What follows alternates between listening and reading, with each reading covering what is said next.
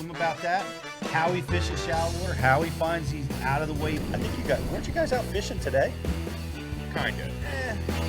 More like trying to film something.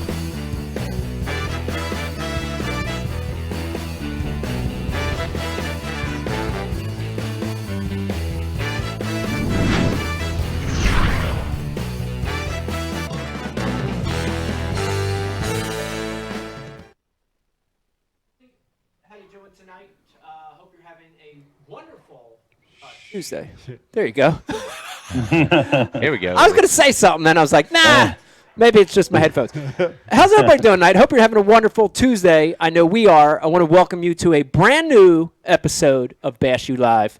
We're going to have a good one in store for you tonight. We are going to be talking about fall fishing. Fall fishing. It can be awesome. You can catch giants, but it can also be tricky, and we're going to be flushing all that out tonight with special guest Zack Birge. Of course, we've got our normal crew here tonight joining us via Zoom. We've got the one and only, the Dean. How you doing, Pete? Doing great. I'm loving fall weather. I love this time of year. It's one of my favorites. It's crisp.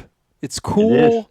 The leaves are changing. The water temp's dropping. There's a lot of great things to it.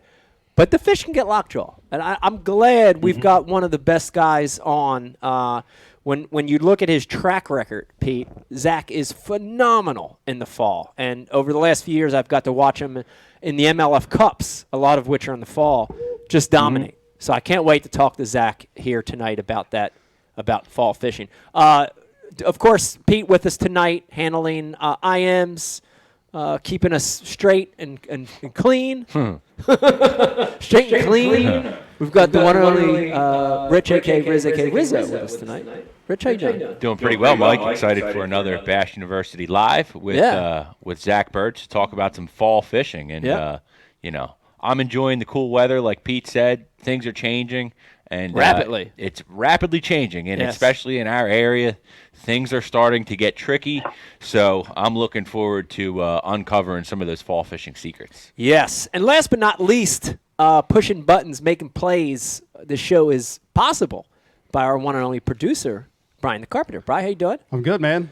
I'm very excited to learn how to catch them because I can't. I know. Well, I think the great thing about it is if you're watching and listening right now, you can agree that in the fall, especially early and late, right, it can get tricky. And I myself was very tricked last weekend, Pete, up on Lake Apacon.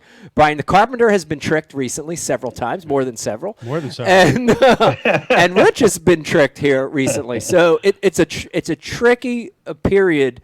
But the guys that keep fishing, the anglers that fish through it and identify these different periods of the fall, they identify the baits that are key. You can catch them, right, Pete? This isn't an impossible time of the year, right? Guys shouldn't put their rods away, right? They should keep fishing. Oh, man, it can be absolutely amazing. It's one of my favorite times of year because it's all so bait-oriented. You know what I mean? It's just all about feeding. There's no spawn involved. It's just that kind of stuff. But man, Mike, I got tricked today, and I'm pissed. You too? I got tricked. It's all four of us. It's all about the fall, and I'm going to need everybody's help. Probably Riz the most on this one, because I was in my boat today, and I found my brand new Bass Cat seats ripped to shreds by a squirrel. What? Oh. That was going through fall transition. Are you kidding me? He was digging in my boat looking. Dude, that's why you don't leave peanut butter sandwiches under your seat, Peter. Pete. No, he wasn't that. He was just gnawing on the vinyl. He ripped the seams. He punched holes in the seats. I think he was actually trying to collect some bedding material. Is what I think he was doing. Man. I got tricked bad. I'm ready to trap them, poison them, shoot them. I'm so mad at the squirrels right now. I can't step on his head. Swinging by the tail. That's crazy. That's crazy. Yep. Just another reason everybody watching, listening at fall can be tough with the squirrels as well. But we're about that. Well, like they say, Pete, squirrels are attracted to nuts. So. That's right. That's right. But this is a tricky period, but it's a time where you can have some amazing fishing. We're going to be flushing all that out tonight. I invite everybody watching and listening, watch the show. It's going to be a good one. We're definitely going to give away some of the tricks, techniques, and we're going to hear some really key stuff from Zack about how to go out and not skunk in the fall. And Pete, we're going to be flushing out the different time periods of the fall. You know, I think a big common misconception of anglers is they look at the fall as all one period, right? You know, they have these cool nights starting like it's the fall, and then it's the winter. And, you know, there are really 3 distinct periods in the fall. We're gonna look at those 3 periods and analyze it and figure out how to get it done and how to catch them, you know? And we're also going to talk tonight about, guys, I don't care where you live in the country, whether you're in a grass lake, a reservoir, you know, a tidal system, whatever, wherever you fish, wherever you live, we're going to be talking about how the fish transition on those bodies of water, because it's different. It's different everywhere that you go. And we watched them down at Lake Hartwell. They just recently had a tournament. I'm really excited to watch. And this is going to be great. Seeing all of these fall tournaments on the Bassmaster Elites coming up over the next several weeks. Yep. Fishing Gunnersville in the fall, fishing Santee Cooper. We've never seen anybody fish Santee Cooper in the fall. No. I'm excited about that. Yep. And you know what else? What I think is really an exciting thing to talk about when we're talking about fall fishing is there's always a topwater bite in play somewhere. Always. Whether it's either a plug, like a pencil popper, a walking bait, or a frog, or a buzz bait. Yeah. You know, there's one thing, Pete, you're going to hear over and over tonight, and it's going to sound like a broken record. And you already said it, I think, once. I think we may have said it twice already. We're not even 10 minutes in the show. Is bait. Bait. And how key bait fish are, forage fish are in the fall. And, you know, for sure, Pete, we're going to hear Zack talking about it. A topwater is a great tool to imitate bait fish. A spinner bait is a great tool. A shallow diving crankbait, a square bill. I've got all these Rapala BX brats in front of me is a great tool. A jerk bait, hard and soft. And I've got a little hack tip later in the show talking about soft jerk baits. But you're going to hear it over and over, and I don't want to apologize because that's the fact. Fall fishing means bait. When you find bait, you're going to find the bass in the fall. It's really key. We want to hear from you. You know, we want to hear your questions and comments. Riz, we got a lot of stuff going on too. What do you got for everybody? We sure do. As always, we're going to be taking your questions all night on the message board. Anybody that gets a question through to us and we use it on tonight's show, since the time of year is fall and the fish are on bait, everything that you can see on this table in front of me is what you have a chance to win. In front of me, there's Rapala brats, there's Rapala jerkbaits, there's Rapala DT6s, shadow wraps, all kinds of good baits. So if you get a question through on tonight's Bass University Live, you're going to get yourself a Rapala hard bait and a Bass University face shield. Now, here's the thing, guys. If you're not signed up to be a Bass U TV member, you need to get on it. Use the code BULive30 for 30 days of free access, full unlimited to over 700 videos on the Bass University site. That's how you're going to get your questions through on the show. Now, if you're over on Facebook and you're insistent on just kind of hanging out over there, milling around on the social media spaces, that's fine. We want to see you over here, but we're still going to hook you up on the Facebook too. So, like and share tonight's feed and enter yourself for a chance to win a Facebook like and share prize. That Facebook like and share prize is going to be a $50 gift pack that has Rapala baits in it. It has a Bass University hat and some Bass University official swag. So make sure you do that. Also, at the end of the show, for a Bass U TV subscriber, we're giving away a grand prize, and that grand prize values up to $100. It includes Rapala, TH Marine, Flambeau, Bass University official apparel. So hang in with us till the end of the show, guys. We're going to have a trivia question. Get your questions answered, and we look forward to having a great show with everybody on the message board. Here's the question. Yes. What was Yes, we have a question already. yes. What's the name of the squirrel that ate Pete's seat? Pete's favorite squirrel. Yeah, that's the first one. I'm telling you right, all you guys out there, Rocky. we're going to be giving a special prize I think it was away Timmy. to images of recent squirrel hunts. That you have, If you have a picture of a slaughtered squirrel, send it in. And we'll post it. Oh my! We'll make Pete happy. Make Pete very happy. angry. I'm looking forward to the show. It's going to be a good one. Brian the Carpenter. It's going to be a great one. And in the history of my fishing, fall has always been tricky. So I want to learn more tonight. It's going to be a good show. What do you want to do here, Brian? Do we take a break? What do we Take a do? break. Yep. Hit Okay. Commercial. All right. Listen to me. We're going to take a quick break. Hang in there with us, because when we get back, Riz, we're getting to the meat of the show. Meat. We're going to be talking fall fishing. We've got Zack Birge on. We're going to answer your questions. We're going to solve the mystery of fall fishing. Hang in there. When we come back, more BU Live. Why do you love casting fishing rods? I'm truly losing less fish. Is the sensitivity of the rod. That they're made right here in North Carolina in the USA. Strongest, lightest rod, 100% made here in Sanford, North Carolina. From the drop shot rod to the flipping stick. Every rod has a purpose to it, and I rely on them all the time when I'm out there in a tournament. Durability in the John Cruz Wormman series, the counterbalancing in the handle. It's the only rod I found that can withstand my hook set. Boom goes the dynamite. Every moment on the water not spent fishing is a moment wasted. That's why Minn Kota and Humminbird have joined forces to bring you the One Boat Network.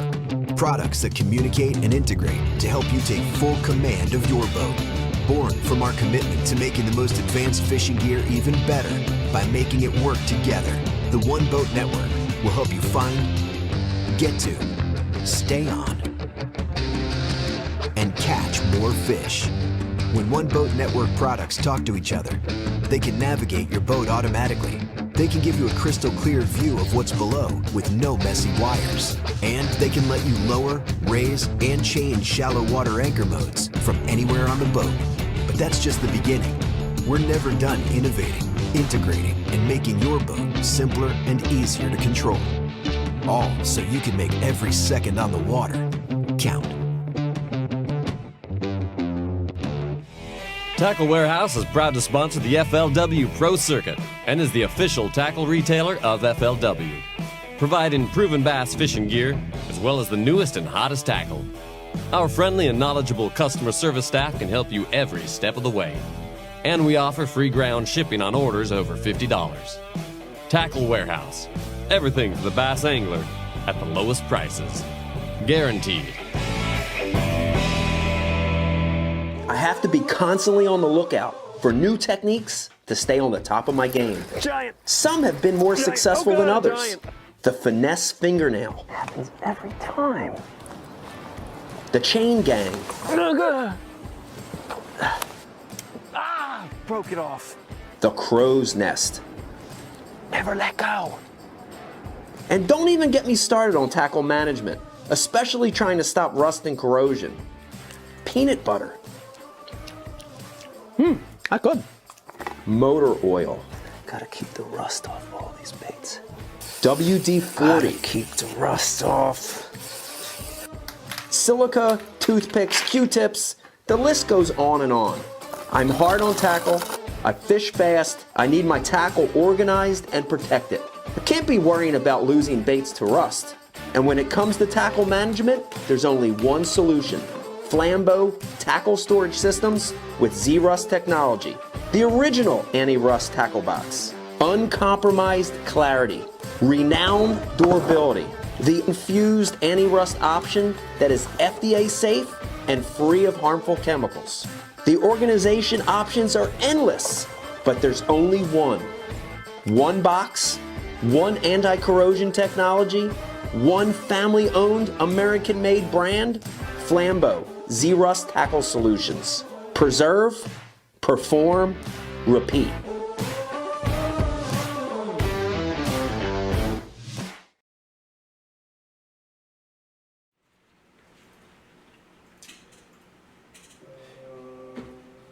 Yeah, that's all. That's all we need. Hey everybody, welcome back to a brand new Bash Shoot Live. Hope you're having a wonderful Tuesday. I know we are. We've got a great topic for you tonight in fall fishing. Fall fishing. And for sure, fall fishing can be tricky. It could also be one of the best times of the year to catch bass. When we brainstormed this show, Brian the Carpenter, we thought, we always go on these brainstorming sessions of who is one of the premier fall fishermen. And, when we thought about it, we all sort of blurt names at the same time. We're like, just start spitting names. And I think when we talked about this, when 3 or 4 of us in the room all said Zack Birge at the same time. So I cannot think of a better guy to have on tonight to talk about this period, this fall period, this tricky period. When I look back at the history of fall tournaments, especially Major League Fishing, if you followed the Cups for the last 2 or 3 years, Zach's always right there in the mix this time of the year. So can't think of a better guest, Pete. We've got one of the best premier fall fishermen in the world joining us right now to help flush this out. So, Brian, I think we've got him ready. Let's patch him on through. Joining us on Bash U Live tonight, the one and only Zack Birge joining us. Zach! What's up, man? How you doing? Appreciate you guys. Good. First of all, where are you at? Are you home? Are you in Oklahoma? Where are you right now? I'm sitting at the Panama City Beach Airport. The only place I can get down here. My dad lives like an hour north of here, so we're hanging out. Panama City's a nice place. You're visiting your dad? You're relaxing, or is it business? What are you doing there in that part of the world? Just relaxing. A good friend of mine got married this past week, so we spent a couple days up there with them, and spent a couple days with Dad, and spent a day on the beach last night trying to catch sharks. So just having a good time. Awesome. Well, we appreciate you carving some time out. This topic tonight. We have so many anglers watching and listening right now because they all have the same questions that I think I do, and Riz and everybody in the room here tonight, which is fall fishing. And fall fishing can be tricky, right? It can be awesome and it can be great. I can close my eyes and think of some of the fall days I've had where I'm in that fall feed, when they're feeding and it's every cast and they're schooling, and it can be awesome. But fall can also be tricky when we're talking about early fall, right? The early fall transition where we're switching from a summer pattern to a fall pattern, super tricky, as well as that late fall period, right? They're done eating, they're transitioning from their late fall to winter. But you're really good at it, Zach, and I'm going to actually pigeonhole all of the Oklahoma anglers, all you guys from that part of the world. You're very good at fall fishing.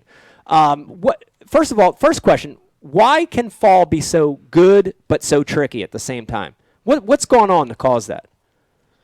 Man, it's just it's a time period. I mean, it's a transition, and that's why you have days where they're outstanding, like you just touched on. You got outstanding days, and then you got days where you get off the water at the end of the day and you're like, man, I don't believe there's a fish in this body of water.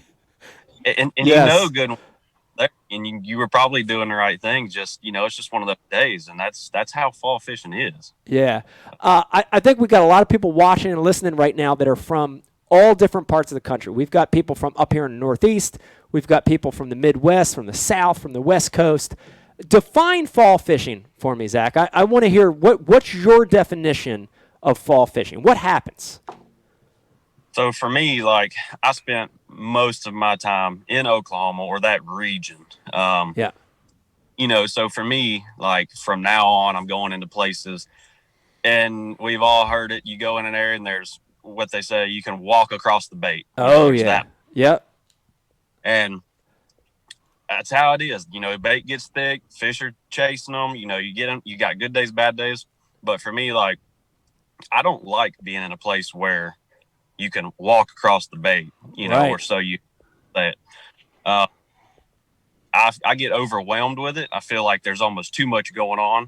Mm-hmm. So I try to stay in places, not quite as much bait. You still see bait balls in and around your area. You're in a good place. You got a lot of confidence in the area too. And I feel like those are the better places to be at. Shallow water stuff. I've got 5 or 6 things I'll touch on, but they're all real similar, and they all have shallow in with it. So yeah, rocks and shallow rocks and anything shallow wood. It's all similar, and that's my, when I go into the fall, that's what I just go to it. Yeah. And it's not so much just Oklahoma either, or that region per se. I just came back from a place, and I can't say where it was at, but I got my butt whooped. I mean, straight up butt whooped, and I just wasn't real familiar with it. But as the end of the day went on, I mean, it clicked. I caught a few, and I was like, God, man, I wish I'd have known this earlier today. Yeah. But it shallow thing again, and to me, fall fishing is shallow water and going back. Yeah, I mean, you hit the nail on the head, when you said bait, and already in the show, we're 15 minutes into the show, Riz, we've said it 15 times already. Bait. You're going to hear it over and over again, but you hit it right on the head. And, for me, if you're watching, fall is signified. I don't care where you're from, because even in Florida, there's a fall period. But fall is signified by, cooler nights. You fished all summer. You were hot. Now all of a sudden you're wearing a jacket. You're throwing a sweatshirt on, right? Cooler nights, cooler days. You see those daylight periods are shorter, right? You remember in the summer you're fishing till 9:30 at night. There's freaking still light out. Now your days are shorter. If certain parts of the country you see your leaves changing. And the biggest determiner for me, and Pete, I want you to chime in on this too, is when you start to see that water temperature gauge start to go down, right? It was in the 80s and 90s all year. All of a sudden you launched a boat, you drop your trolling motor, and you're like, oh, man, that's mid-70s. Or like I did over the weekend, I dropped it, and all of a sudden, oh, shit, mid-60s. So you start to see that water temperature plummet.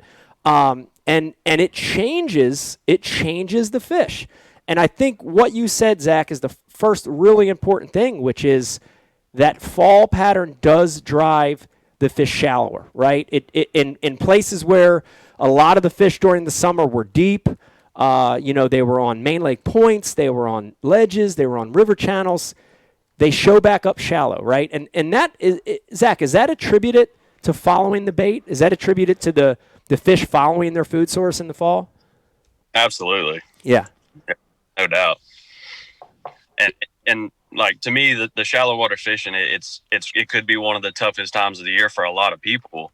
And it is for me too, but for some reason, like, I feel like I just have an instinct, just to do something right in the fall. And, I think that just goes back to loving the fish shallow, one, but two, the bait's coming into where I'm at, the fish are coming to where I've got everything coming to me and where I like to fish. So it clicks. It kind of goes hand in hand with each other. Yeah. Well, we love to problem solve here on BU, and you already identified one of the big ones that I had, and I've got notes here from Brian the Carpenter, but I also came in with my own notes, and it was awesome when you said it, Zach, right off the giddy, which is so many times in the fall. I can think of on Smith Mountain Lake, I remember an event, Pete, both of us fished in the fall. I remember on Kerr Reservoir in the Carolinas. I remember pulling in the creeks where I could walk across the bait. And I cannot figure it out. I can see bass blowing up, but there's so much bait. And the lures that I'm fishing that mimic the bait aren't working. And that's a first big problem. And I know we've got guys watching and listening that have that similar problem. Is your strategy, Zach, in those situations, do you run from it totally, or do you stay and change baits? What's your strategy when you encounter those areas that are wall-to-wall bait, That's definitely what I try to get away from. Yeah. I've never been in a place where you could literally say you could walk across the bait in this pocket or this creek or wherever you're fishing at and caught them. I've just not caught them ever in a scenario like that. Yeah. But what I try to do is, I also don't want to be in a place either where there's no bait. I mean, obviously, if you're not seeing bait, you're probably not going to be around a lot of fish, so you're not going to get many bites. Yeah. Try to do like a happy medium. I try to find places that should have bass in them, places that, might not be a community hole, but places where they're going to come, places that history, a lot of fish get caught, and then I try to find a little bit of bait around there, just a little bit of flickering on top, that places that have a shallow cover. And that's what I try to gravitate to, is stuff like that. And it seems like I've had better success doing that. Yeah. I got to That's jump interesting. I would just let me comment real quick, Riz. That's really interesting, Zach, to talk about like bait, like, too much bait, the fish they're distracted. It's really hard to trigger them. Right. I know we saw that at the Potomac, Mike. There were so many so many crawfish, right, that, man, you could not get the fish to cooperate or get bites out of it. And I've been in that situation before. And down on Lake Gaston is a time I remembered where I was fishing under the bait, ripping a rattle trap, a lipless bait, just ripping it through that stuff and triggering a bite, but extremely inconsistently. But I love that. I love what you're talking about, is get away from those areas that are so dense with bait. That's a great strategy. Riz, what do you got? So I got to jump in here real quick. And normally I would go to the subscribers questions first, but this one's just eating me up. So I'm going to go ahead and just flex on them a little bit and get this question in. Bait keeps coming up, right? What I want to know is, at a certain point in the year, when do those fish, and specifically the bigger fish, start to make that transition in what kind of bait they're wanting? And here's what I'm getting at. So all fall or all summer long, late spring, and I'll use the Chesapeake as a reference. When we're fishing those fish out on the grass flat, we're looking for the yellow perch, we're looking for the white perch, we're looking for, if you find the bluegill out there, it's just gold.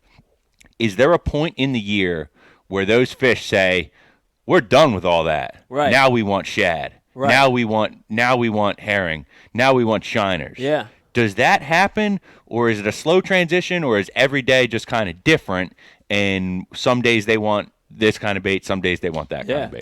That's a great question. I'd like to throw it to Zach, because Zach, a lot of the places you fish in Oklahoma have all those forage types, right? They have bluegill, they have crawfish. Do you see a change in feeding habits in the fall where they shift to straight shad or straight herring and herring legs or something like that?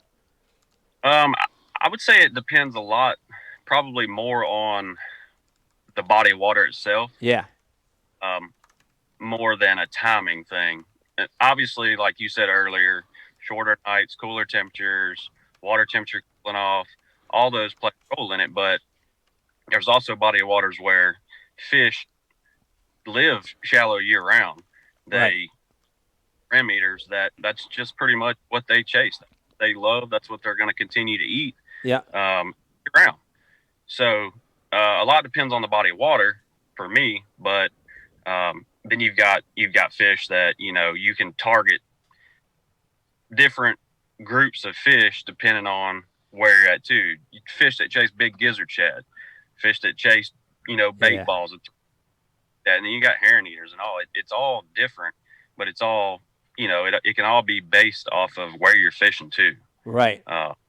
Yeah. So it kind of depends on where you're at and what you're doing. Yeah, I'd agree with that. Now, I wanted to add to that, Riz, I think for a fish outside of the spawn, he lives his whole life based on eating, right? Like, that's what drives a fish. Outside the spawn, right? It's just all about food.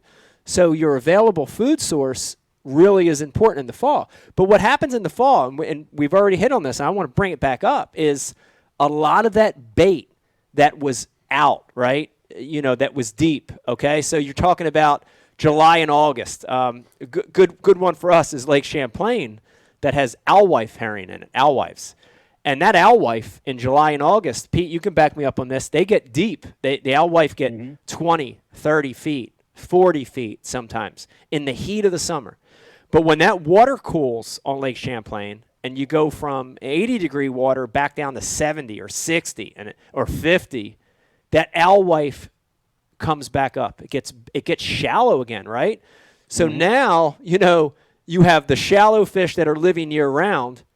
All of a sudden, they were picking at crawfish and bluegill. Now, all of a sudden, their predominant forage is alewife, right? It's come to them in the fall.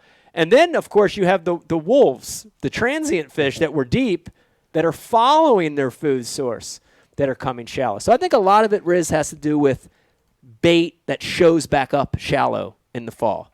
As that water temperature drops, the bait comes back to the shallows a lot. And when I'm talking shallows, and I'd love to, Zach, get your opinion on it. To me, in the fall, it's like pockets, coves, creeks, and especially creeks that have, I call it a run in the back, right? Like a drain or actually active water in the back.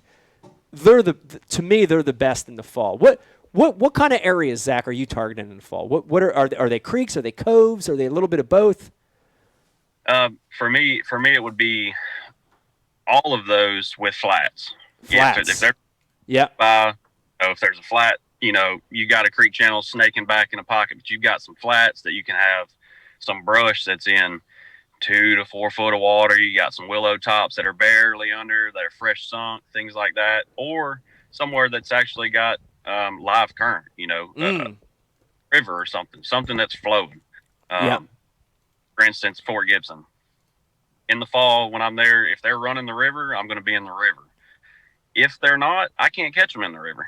So I run around the whole lake, and I would literally not fish. I'll just scan and look for brush, shallow brush. And there's a bunch of places too where, I know what's under the water. It may not look good from a visual standpoint, but I know there's some shallow rock flats that come way out, some little rock piles, little things.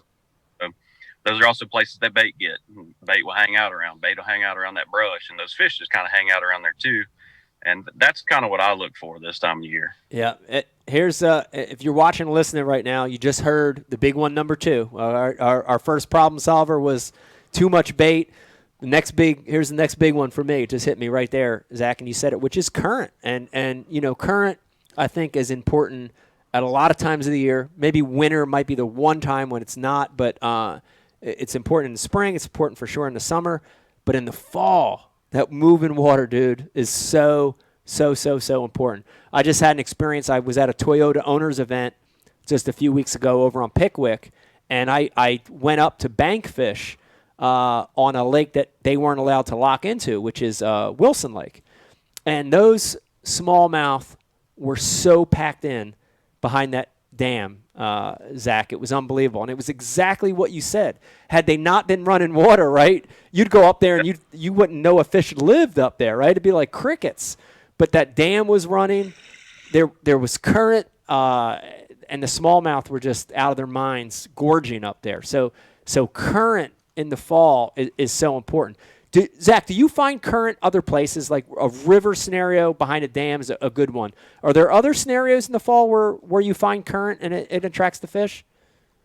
Yeah. The tournament I won on Wheeler, which is just right up from Wilson. Yeah. Back in, it was before I started fishing the FLW Tour. Basically, it got my career going after college. I won that tournament there. It was a Redback Championship. 100% current related. I was fishing bends where there's big flats and log jams, and all the bait was hanging out around log jams and the peninsula, like the points of little log jam islands, basically is what it was. And those fish, they just sit back in the wood. When they'd get hungry, they'd slide out and get a bite, and then they'd hang out around the wood again. But there was all 100% current related. I didn't catch one fish there in that whole tournament that was not relating to current. Yeah. Yeah, it's awesome, and I think if you're watching and listening right now, you can relate this to wherever you're fishing, because I could think of so many scenarios where you're going to see current. A river, behind a dam, in a tributary, after a rainfall, a outlet pipe. All these things, and whenever you see current, this is a big one for the fall. Brian, we've encountered this over the years, even here in South Jersey. Oh yeah. Yeah. Very, very important. Let me remind you, if you're watching BU tonight, BU Live, and you've got a question or comment, please hit us up. We're going to be giving away some great prizes for your questions. Riz, what do you got? You want to give us a few coming through for Zach? Absolutely. We got some great questions here. And, guys, remember, everybody that gets a question through on tonight's show is going to win a Rapala bait and a Bash University face shield. So it pays off to be a Bash U TV subscriber. If you're not already, make sure you use the code BULive30. You get 30 days free, unlimited access to over 700 videos on the Bash U TV website. But without further ado, On the message board, Fat Chris would like to know, how do you deal with falling water and cooling water temperatures in the fall? Oh, that's like the double whammy. Cooling water, falling water in the fall. That's a tough one. It's a lot of falling. That's a lot of falling. Falling water, falling temperatures Falling temperature, in the fall. falling water. I think the falling water is more tricky than the falling temperature. But Put the boat on the trailer. Because Zach is such a shallow water specialist. That falling water, man, that's got it's like be the kiss of death. Reaction. Yeah, it can be the kiss of death. Zach, how do you handle it? Yeah, that's almost too much falling. That's kind of a tricky one, and it goes back to where you're fishing at a little bit. Me, it's going to be more of the cover that I was around or the area that I was catching my fish in. Is it going to be too much for those fish to still hang out, or leave that area completely? Those are the two I look for when I go back to an area. Like, say I found it in practice and I got a few good key bites. I'm in there the first day of the tournament and it fell 6 inches. Was that too much for the fish to not hang out around that brush or cover, whatever they were around, and bait? Or did it fall too much and the bait pulled out of it? It may not be that much, but if it's maybe a foot, there's a difference between 6 inches and a foot, or a foot and 3 foot, to where I feel like those fish are going to hang out, still be around there, maybe a little bit different than the day before, or if they're just going to say, you know what, screw it, this ain't right for me, and get out of there. It's something that you just kind of got to go back into and fish in, but don't burn your whole day up trying to figure out why you didn't catch them. You got to move. You got to stay live with. Yeah.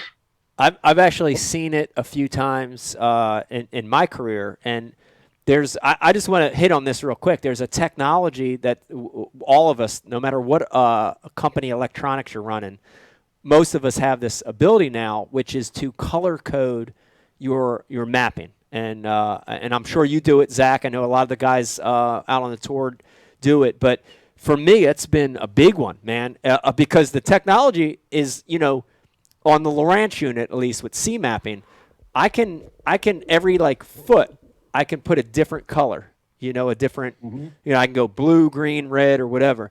And when I get back in those creeks and pockets and flats like we're talking about, I can see I call them touch points, the last little touch points, where the deepest water in that pocket is touching. And that to me is a key thing in the fall. When you have falling water and falling temperatures, knowing where those last little deep access points are at are really, really key. And a lot of my experience in that falling water, it's like they don't make a mass migration out. It's not like they don't pick bags up and go 20 miles, but they will get to that next deep water. It's so important to know, where that's at, So and Mike, I've seen some situations, and it's really cool that they will hang on until the last possible second at times, especially like what Zach said, if the bait stays up. Like I've seen them in the willow bushes in some of the lakes. Douglas Lake is one I'm thinking of, and I could not get my boat close enough. I was bottoming out because the water was falling, and it was like the dorsal fins of the bass, were almost visible because they hung in there until the last possible second, and then they finally did drop out. So it's, I think in that situation, and I don't know about you guys, but I think in that situation, the falling water over the falling water temperature is probably the bigger deal. Yeah. Because they're expecting the fall, cool water, a little bit water temperature drop. I think it's more about the falling water that dictates the bite. I'd agree. That's tricky. Riz, what else we got? We got a couple more good ones I know coming through. What do we got?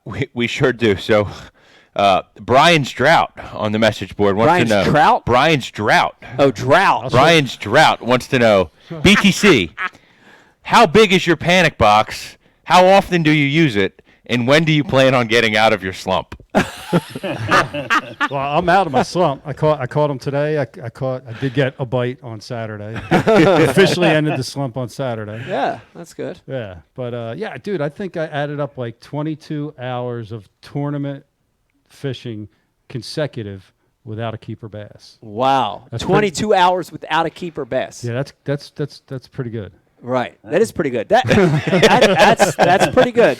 And I'm glad this question came up. And Brian, I hate that you're the guinea pig for this example, but this is another big moment for tonight's show. And feels it. Yeah, and Zach, I want to corner you on this because in the fall, the trickiest period to me is that early fall, right? It's that, when they're in that fall feed. Like now. This ain't the fall feed. No, this isn't the fall feed. Hell Right no. where we're at, Zach, right now in the Northeast, it's that transition, right? Where they're going from summer, they're starting to change, they're moving to that shallower stuff.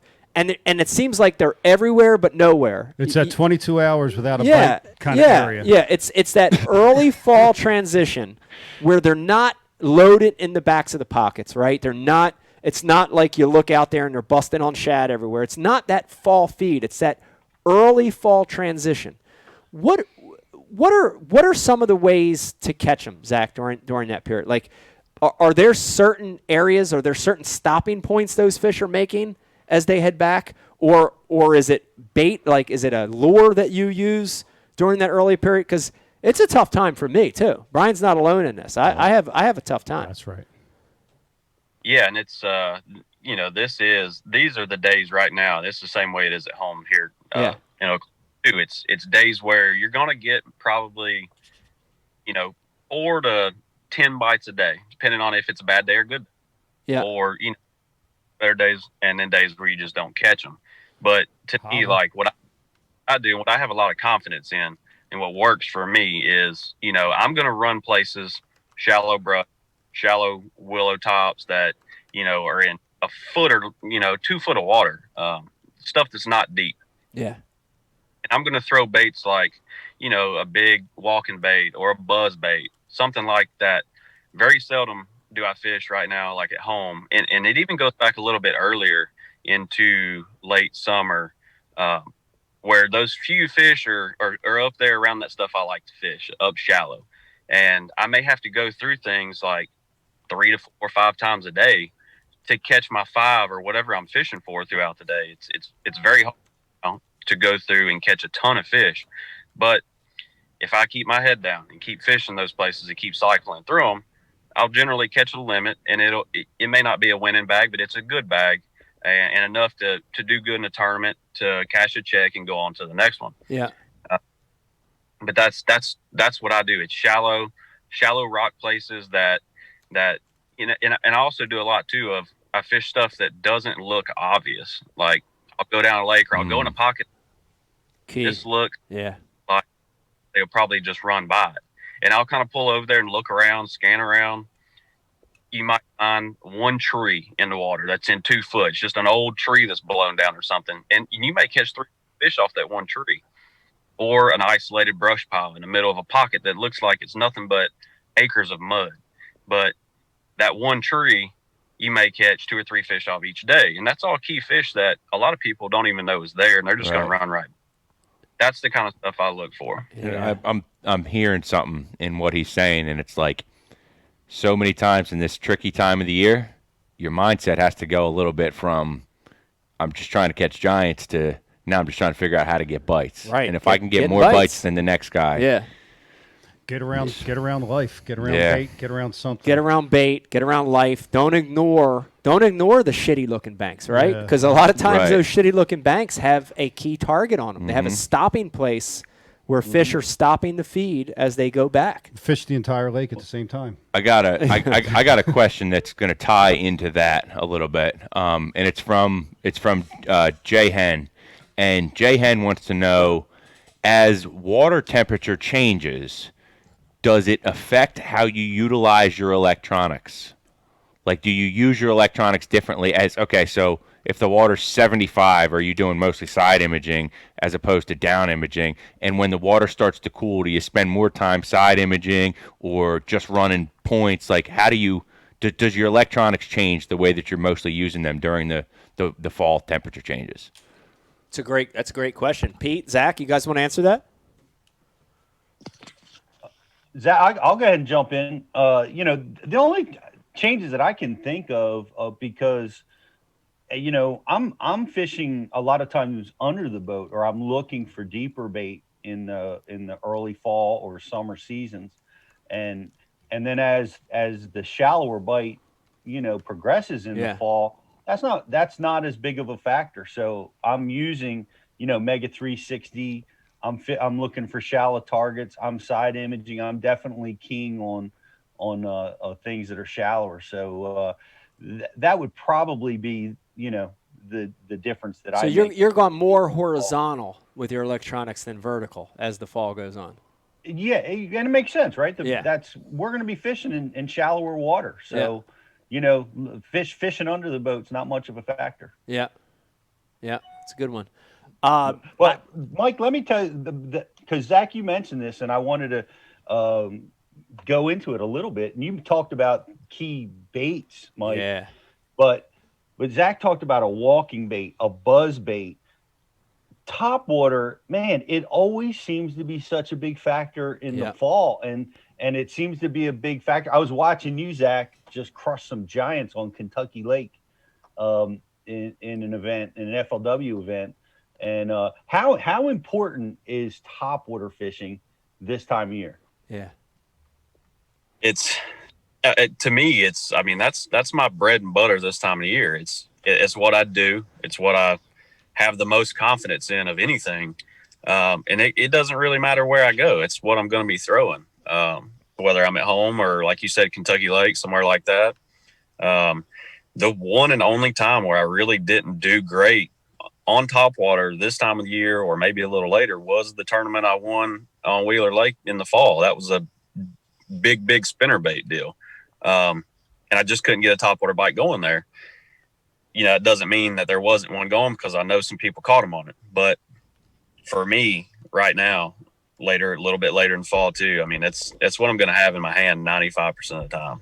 Do you think it's because the fish they have so much bait to choose from, and topwater can trigger a strike like in that situation better than other tools?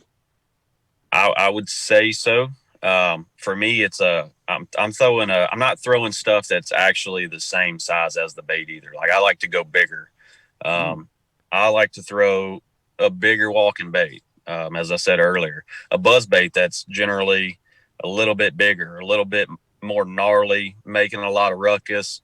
That's what I tend to go with first. Because most of those fish, I feel like, are round bait. They can open their mouth and get something to eat any time of the day they want. Yeah. It's not something where I don't feel like you have to throw something to mimic it to the T to get a bite because they're picky or something. I feel like these fish can eat whatever they want. What can I throw around them to trigger them, to piss them off, to make them want to eat something? Yeah. And that's kind of what I tend to gravitate to.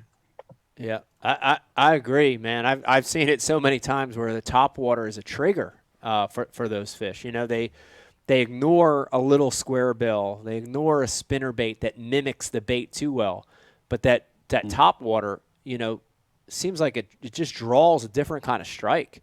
It's uncanny. It's probably one of the best times of the year to throw a topwater.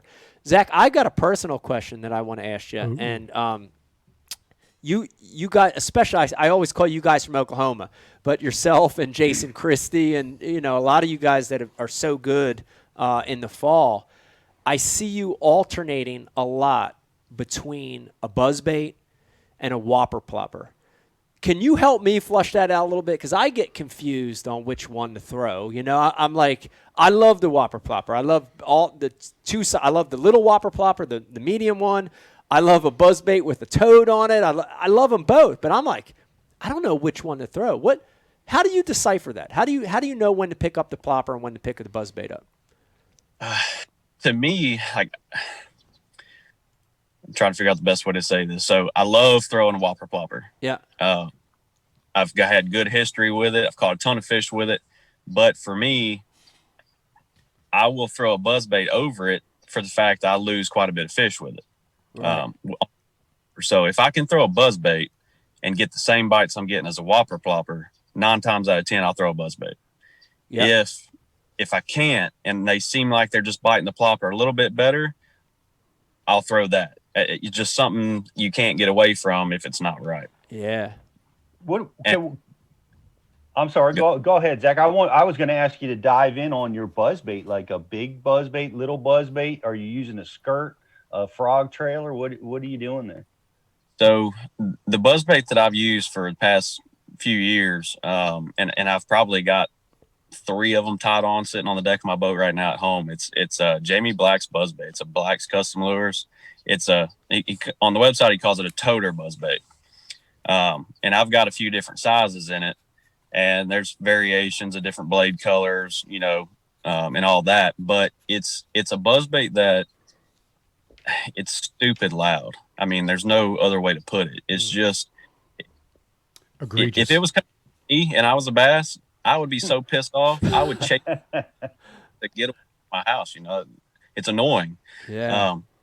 But it's something that I feel like they just cannot resist if it comes by them. Whereas, ploppers, they all kind of sound about the same. There's a couple different versions now. A couple of them, they sound a little bit different here and there, but generally they're fairly similar in the tones and the sound they make. Now, buzzbaits, there's a lot of differences, but when I'm talking about going from a plopper to a buzzbait, and I'm talking about going from a buzzbait, your normal, maybe tweaked a little bit buzzbait, to this one, this toter buzzbait, this thing it's in a category of its own. It's that loud and that gnarly.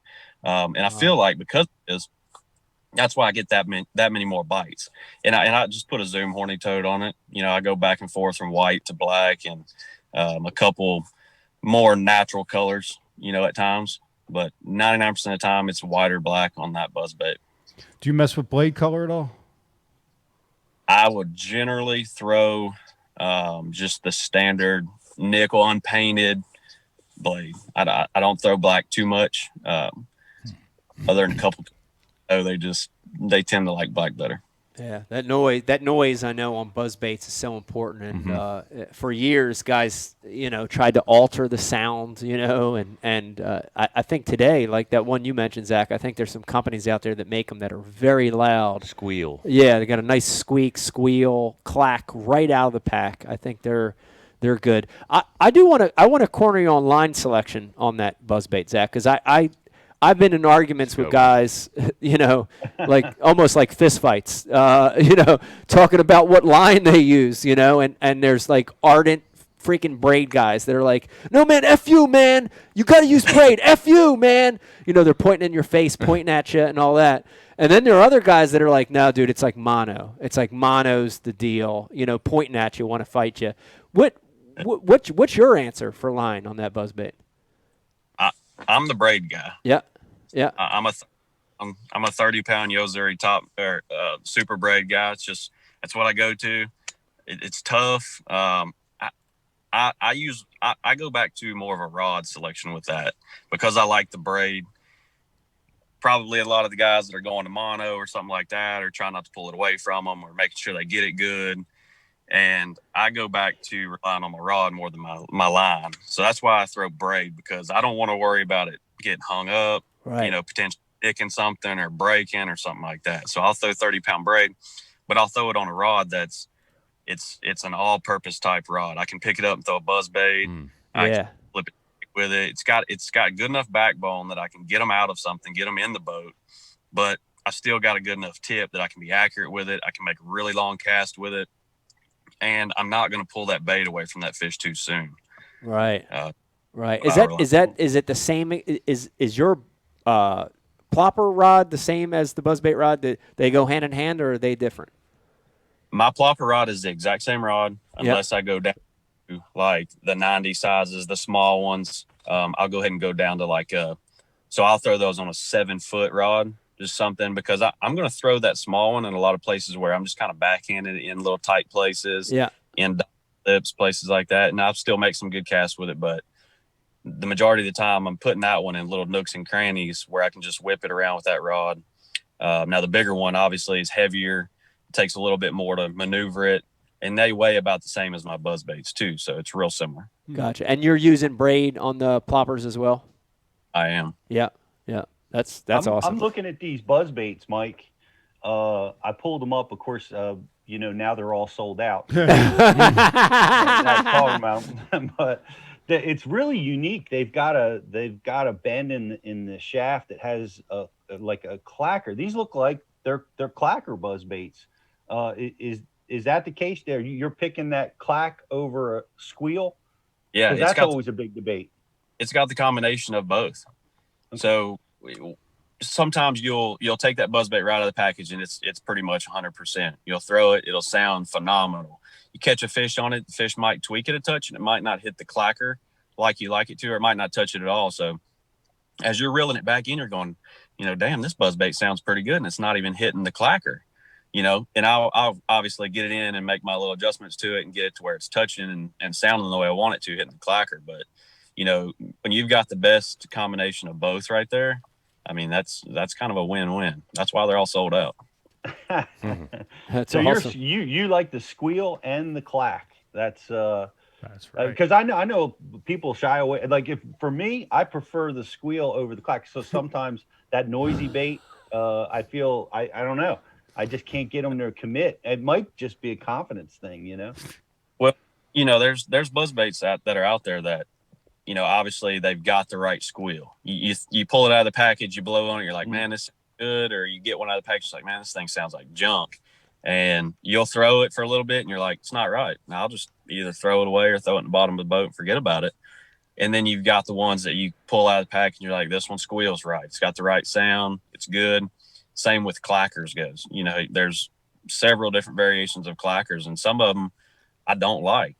And some of them, like Jamie's, it's so gnarly and raspy. Both the combination of the squeal and the clacker. It's, to me, there's no better option out there. No. Pete, what's your favorite sounding squeal? My favorite is a squirrel that's suffering. hey, but since you mentioned it, Henry Churchill on Facebook says he has a trap you can use. Just load it with your seat cushion, and that should bring him in. Right. He'll want to eat the seat cushion, and he'll go right in the trap, and you've got a squirrel caught. I want to hear from both of you guys. Zach, I want to hear from you first, and then Pete. Obviously, we've unanimously decided that Topwater is one of the best tools in the fall. It's a no-brainer.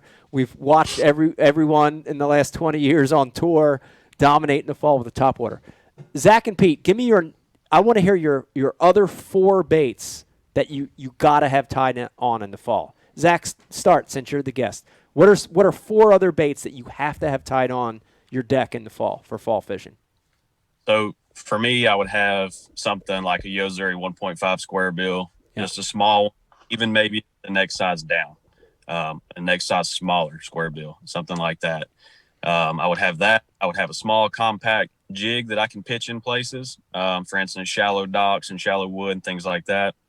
And, if you mix in Topwaters, a small square bill or something, a jig, and then a flipping bait, you've pretty much got it covered as far as that shallow water game goes, just depending on, getting around the fish and making a bite. Yep. Pete, give us a couple that you have on your deck aside from Topwater that you have to have on there. You said a lot of them, Zach, of course, but my absolute favorite way to catch them is this time of year with a crankbait. And, the square bill is awesome, but I'll go, deeper into the DT series. Wiggle warts are just phenomenal in the fall. I absolutely love cranking in the fall. The bait fishes around. It's a moving bait. It triggers strikes. It works well around current situations because we're all looking for that in the fall.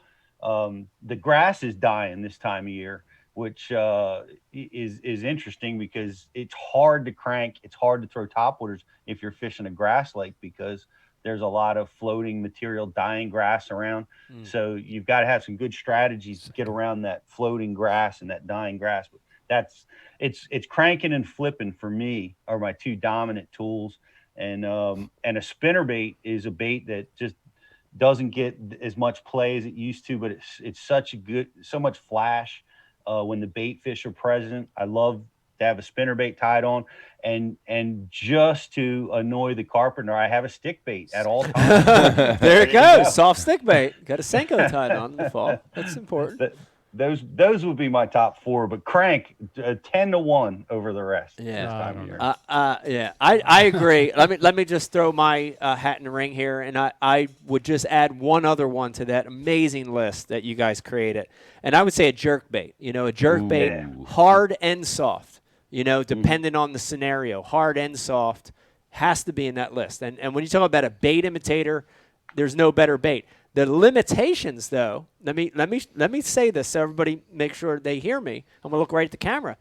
The limitations are water clarity, right? So with your square bill, with your spinner bait, with your buzz bait, dude, it can be ultra clean to tits dirty, and it doesn't matter. Tits dirty? But yeah, tits dirty. But with a jerk bait, you've got to have clarity. You've got to have clarity. That's the only thing with that hard or soft jerk bait is you got to have a little clarity. It can be stained to ultra clear, but when you get in mud, the jerkbait bite just goes away. But let me go ahead and give some evidence of this and mention that Patrick Walters just won on Lake Hartwell. Sure did. With a fluke, a soft jerkbait style. So shout out to Patrick Walters. I'm giving away your tip tonight later in the show. But jerkbait for sure is a great bait imitator as well. Tease it up a second. Want me to tease it up? Yeah, just Oh, all right. Well, one of the new parts of BU Live, of course, is we're doing the little hacks every show now, and we're giving away some tips. So stay tuned. Yeah, stay tuned. Even at the very end of the show, we're going to be doing a really great hack tonight, used by Patrick Walters, of course, to win the last Open over on Hartwell, on how to land more soft jerkbait fish. So if you're using a fluke or using a jerk shad or whatever brand you're using, we're going to be giving away a rigging tip here at the end of the show to help you catch and land more of those fluke fish. So stay tuned. Even when Zach comes off, I want you to stay tuned. It's funny you say that. There's a million Facebook pages. Every little area has its own little Facebook page, and we have Bass NJ, which is, the Jersey's page, and I saw a guy just post up about how do I increase my hook ratio with a fluke with a soft jerkbait. Well, we're going to answer that tonight. And I was thinking, man, there couldn't be a worse place to ask that question than Bass NJ. Oh my God! Yeah, we're going to ask that tonight. Mike, I want to weigh in. Yeah, we will answer it tonight. Pete, go ahead. What do you got? Man, you talked about jerkbait fishing, and we filmed with KVD out in Michigan, and he gave, I think, the most comprehensive seminar about how to use a jerkbait all seasons, and the fall being such a big deal. And of course, in Michigan, it was already fall when we were up there just a few weeks ago, and that is been edited, and the first KVD in a series of KVD jerkbait seminars on jerkbait fishing is going to be dropping real soon on Bass U TV, guys. So look for that coming. I think you guys are really going to like it. It's going to open a lot of people's eyes about seasons and also about watercolor. And recognizing, like you said, it's got to be a clear water situation, but Kevin pushes the envelope on using that bait in more stained and off-colored water than a lot of people are using it in. So you don't want to miss that one. It's going to be out real soon. Wow, that's awesome. Let me remind everybody, you're watching BU Live. We're talking fall fishing, and we've got one of the best on in the world for fall fishing. We've got Mr. Zack Birge on tonight. If you've got a question or comment, please hit Rich up. He's sitting over here. He's piling them up as we speak. Rich, do you want to take a couple more? And then I have a little transition I want to talk about with fall fishing. Go ahead. What do you got? Sure. Yeah, we have some great questions here from our subscribers on Bass University TV. And guys, remember, if you're not already on BU TV, use the code BULive30 tonight to get signed up for free. 30 days unlimited access to the website, and you get yourself a chance to win some of these awesome prizes that we have laid out here on the table. So we got a lot of people on the board. I just want to give a few shout outs. We got Tony Tiger, Fat Chris, the Baby's Daddy, Little Buck 3, Jay Hen, Mike O, Riz's Fiberglass Guy, Thurston Howell, R. Favere, Jay Hen, Sam. Everybody's on the message board tonight. It's a great time. These guys are really feeding me some great questions. Awesome. It's always a pleasure. It's awesome. But without further ado, Riz's Fiberglass Guy would like to know, can you elaborate on early fall feed, in late fall in terms of water temperature? Wow. Riz's fiberglass guy with the in-depth bringing question. in that heat. Yeah, I think I want to answer it real quick, and then I'll turn it over to you, Zach, and Pete to answer it. But a lot of it is really relative, right, to what part of the country you're in, right? So, what we experience in the Northeast is a little different than Oklahoma. It's different in California. But to me, there are three distinct periods, right, where you've got the early cooling, right? You've got the hottest water of the year that begins cooling. And that, to me, is that early fall transition, right? So, your water was in the 80s or 90s, and now it's going down. You start to see that early drop. The fall feed, to me, is where it's cooling, but it starts to stabilize again. And that is, up here in the Northeast at least, that is your water temperatures in the 60s, even high 50s. That's the fall feed. They know it's coming. The water's cooling, but it's stabilized a little, and they're eating like crazy. And then that last period, and I'm glad this question came in because I want to switch to talk to this period, which is tricky too, is the late fall transition. And that late fall transition is where they're done feeding in the fall, right? They've ate for weeks. They're full of shad. Now the temperature's dropping again, and it's approaching winter temperatures, right? And again, it's relative to where you're at in the country. For a guy in Florida, it's not the same for New Jersey. But when that water starts getting to the coldest temperature, it's going to be all year. Up here in the Northeast, that's in the 30s sometimes. So when it's in the low 50s, high 40s, mid 40s, that's that period where they're now saying, we're getting out of these shallow areas. We're going to go winter. We got to head to our winter spots.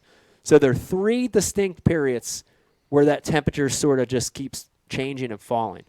Zach, Pete, you wanna chime in on those three periods, three distinct periods? Zach, that's a hard answer to follow. What do you got, Zach? I usually see about two of those periods. I'll touch on why here in just a second.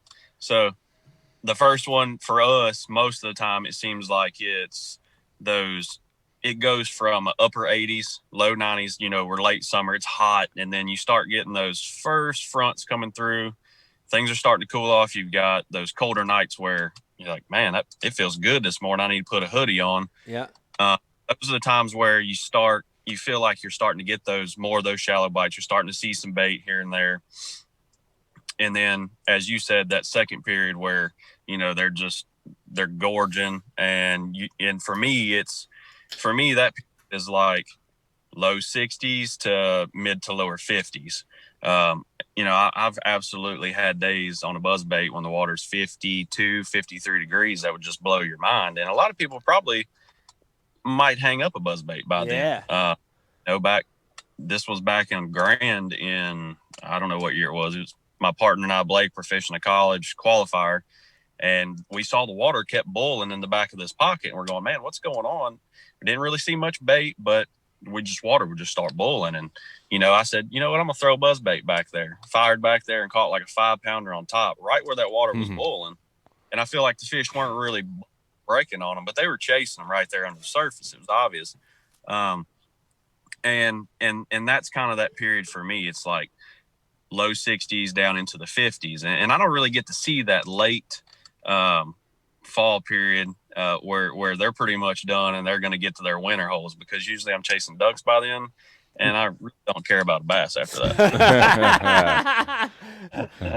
And I think that's a lot of our viewers are in the same boat, Zach. A lot of our viewers love to hunt, and there's a period where they just say, screw it. But I got to tell you that late fall transition that we're talking about can be just as tricky as that early fall transition, and the biggest thing is they're moving again, right? It's like in the fall when they're set up and they're eating, they're easy to catch, right? Because they're not transient.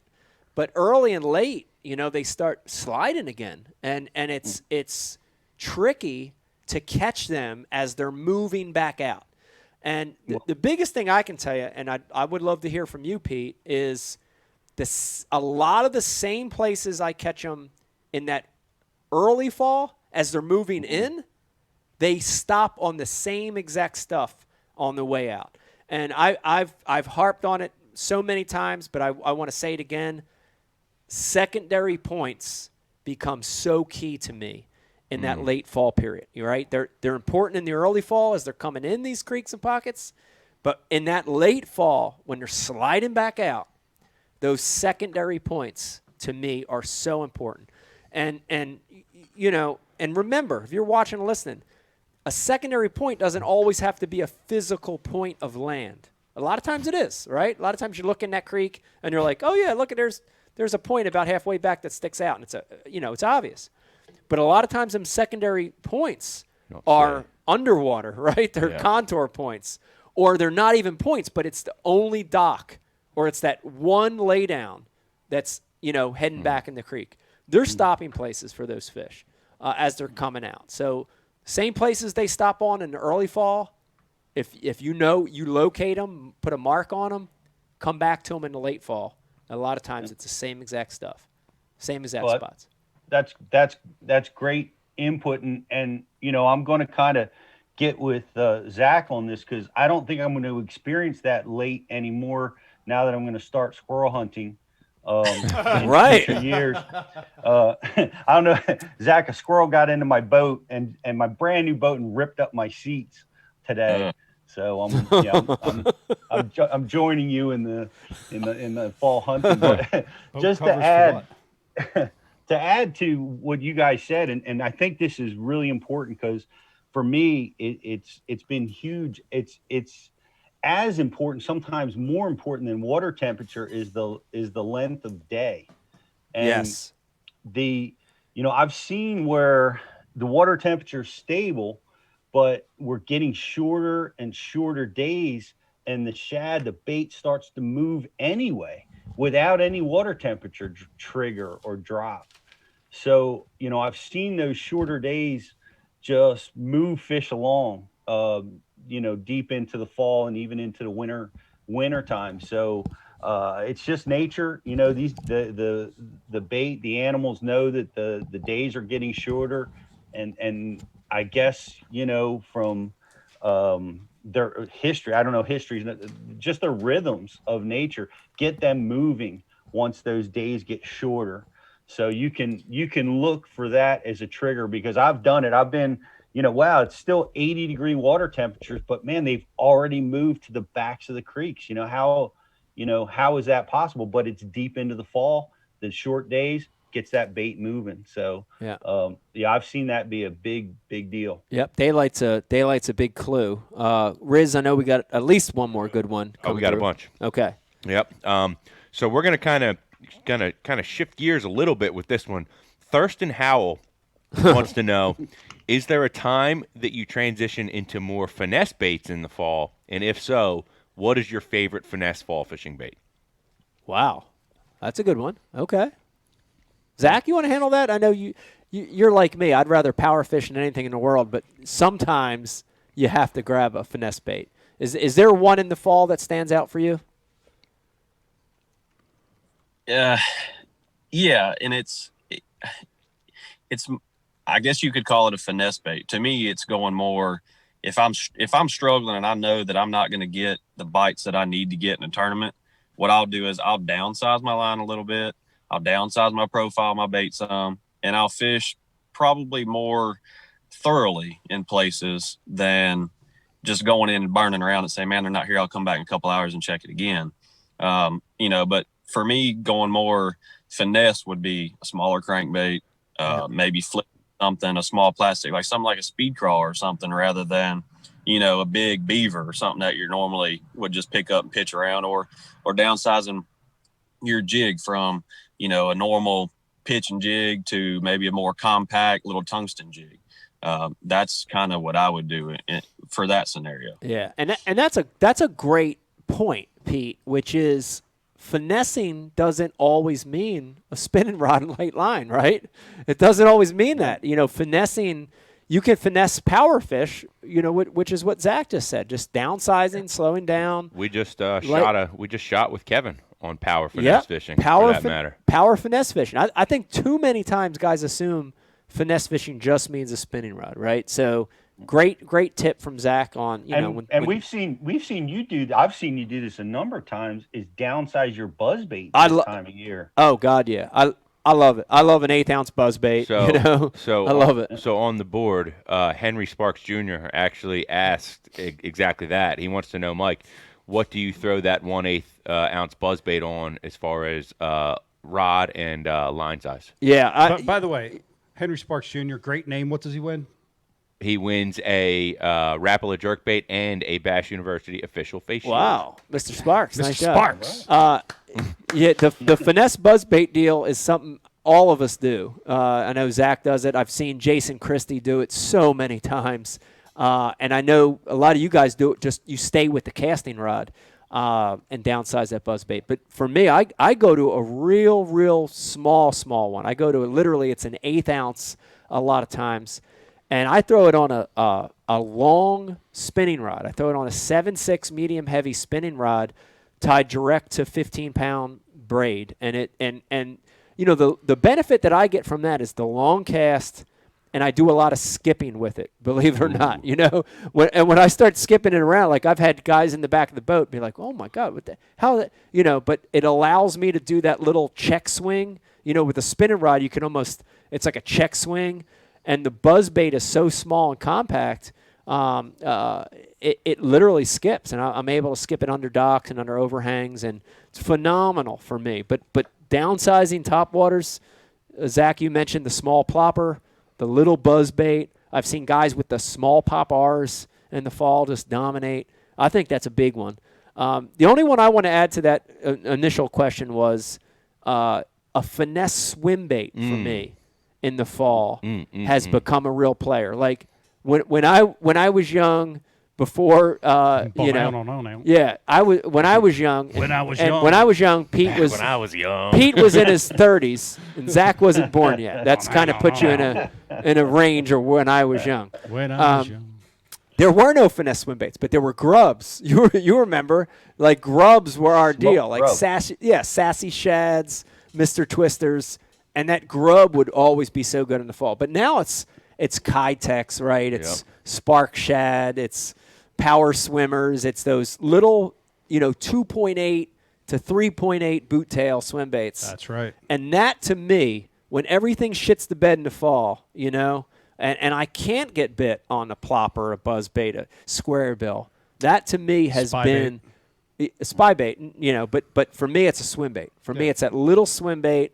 1/8 ounce head, 1/4 ounce head, phenomenal. What do you think what makes that bait so effective? Is it the profile? Is it the kind of lack of action, or what's I think it's on? a little bit of both. I think it's looking like the bait fish, and I think those Kytex style swim baits, whatever brand you're throwing, they have a combination of a tail wiggle and a side-to-side roll. Right. And I think that in that bait is very unique. I think it's an action they don't see a lot.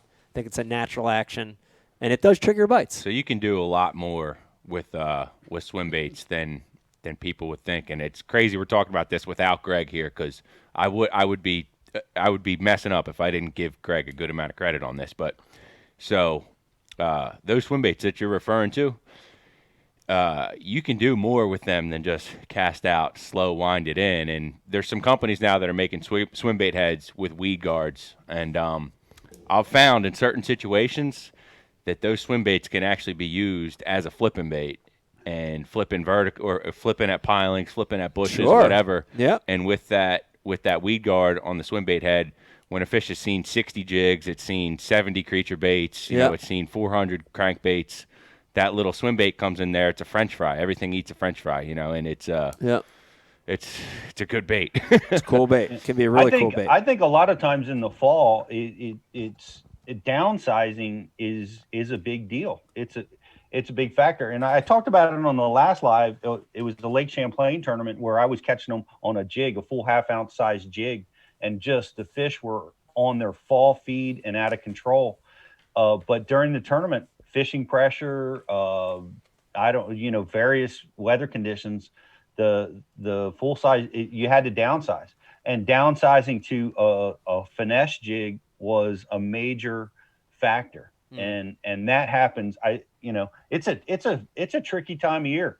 But to answer the question about the finesse baits that I use, I'll mention that finesse jig, and I know Zach mentioned it earlier as one of his weapons. It's definitely one of mine in the fall. But one of the other ones I'd like to use a lot this time of year is the shaky head. Shaky head, yeah. The shaky head, because I'm fishing around current a lot of times. It's so versatile. You can downsize and you can get those fish that were eating a jig the day before and now they won't. And you can, and like to Zach's point, sometimes, man, you're going for 5 bites and that tool can really dig you out. Yeah. I know a lot of guys like a drop shot. I like the versatility of a shaky head in the fall. Yeah. My tool. Want to remind everybody, you're watching BU Live. Great show tonight. We're talking fall fishing. We've got one of the best on with us, Zack Birge, talking about how to catch them during the fall. We're going to punch in, as we get near the end of the segment, we're going to punch in our very own JK Justin Kimball to have a few segments here with Zach. But in the meantime, real quick, while we're dialing JK up, Zach, I did want to mention that you're using Sea Clear on your electronics, and it's pretty new product, and I know your image on your electronics is getting a lot clearer since you're using it. Do you want to mention something about Sea Clear and how it's helping you with looking at your side imaging and down imaging and sonar and all that stuff? Yeah, so I'm obviously a shallow water guy. Yeah. Like, it's what I've always done.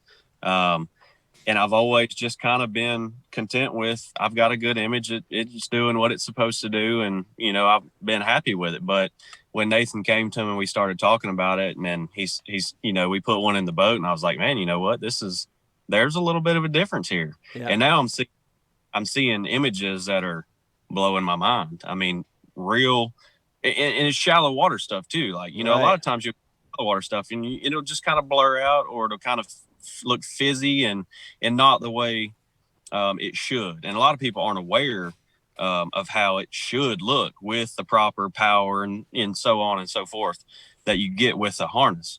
So after putting the harness in, I've got those better images clear. I can idle those super, super shallow places, and I can see that brush a lot better than I was, able to in the past. So it's definitely helped me the past basically 1.5 years, and I've had a lot of success with it. I guarantee I'll continue to keep running it. Yeah, that's awesome. And I know a lot of our listeners and viewers right now are thinking the same thing. And I know for me it's the same. The shallower you get, the blurrier the image gets. And this is a solution to it. The Sea Clear Power wiring harness, you're going to see more. You're going to see more fish. You're going to see more structure. It's going to be more fish in the boat. So I want everybody to check that product out. All right, we've got JK joining us, Justin Kimball, in the house with us tonight. How you doing, Justin? Great, guys. Thanks for having me on. Awesome topic tonight. I've got a Tackle Warehouse shopping cart that's got like 15 things in it already. Nice, yes. And some of the buzz baits that Zach's throwing, too. You're the one that sold them all out, I'm sure. And I like that. I'm hunting. I'm on the hunt. Okay, what do you got for us, JK? All right, so one of the inspirations to try and find who is the best fall angler in the sport, as you guys know, a lot of the top pro tours, they're not really fishing in the fall. Bassmaster is this year. I'm excited about that. I love fall fishing. Yeah, that's cool. That's cool. But we chose Zach because of a consistency in the big show, and really the biggest tournament that there was to go look back at in the fall was the Costa Championship. Used to be the Rayovac Championship. Zach mentioned the Wheeler event that he won in 2014. What he failed to mention was all these other high finishes that he's had in the fall. And of course we look to Major League Fishing, and although it's hard to figure out like what month was that, you can tell Zach's doing really well in a lot of the fall events. A lot of fall events. You came on and it's the perfect for it. But you guys are mentioning bait a lot, and that's something that just shines when you look at the top 10 results in a lot of these. So I went back and looked at the last 5 Costa Championships. So there's been 5 since Zach won in 2014. He mentioned he won on a big spinnerbait at Wheeler. Again, another bait representation. And I wanted to look at what was the winning techniques in the fall. All these events, they're championship events, fishing pressures there. You got the best guys. They're trying to qualify for the tour. They're just trying to win a bunch of money. And so we're going to just take a look at the top 5 techniques here. And we'll go backwards. We'll start with last year in 2019. It was at Lake Cumberland. And Andrew Upshaw won that event. Fishing bluffs, like main transition bluffs for like a creek channel had to swing, or the main river channel had to swing up against it. And he won on a tiny little green pumpkin bitsy flip jig. Wow. Compact jig. Yeah, compact jig. Huh. Fishing bluffs. I think he picked up a few keepers on a Ned rig too. Huh. Interesting. I know Brent Ayler won on a very similar technique probably 10 years before that on Lake Cumberland, doing that similar type of stuff, but working in the creeks. Yeah, so one of the things too is, and we've been talking about bait fish a lot, and I think crawfish were brought up a little bit tonight, but you talk about that change that fish make. Crawfish seem to play in the fall, sometimes maybe in the later fall. I wanted to bring that question up, this mid countdown to you guys, you pros here. When do you see that those fish really start turning on crawfish? I'll attack that question in a way that I've seen it, JK. And sometimes it's better to target fish that are eating crawfish, because there's so much shad prevalent everywhere, and you can look like a craw and get a bite in situations when you can't crank or jerk or top water. It just gets nuts.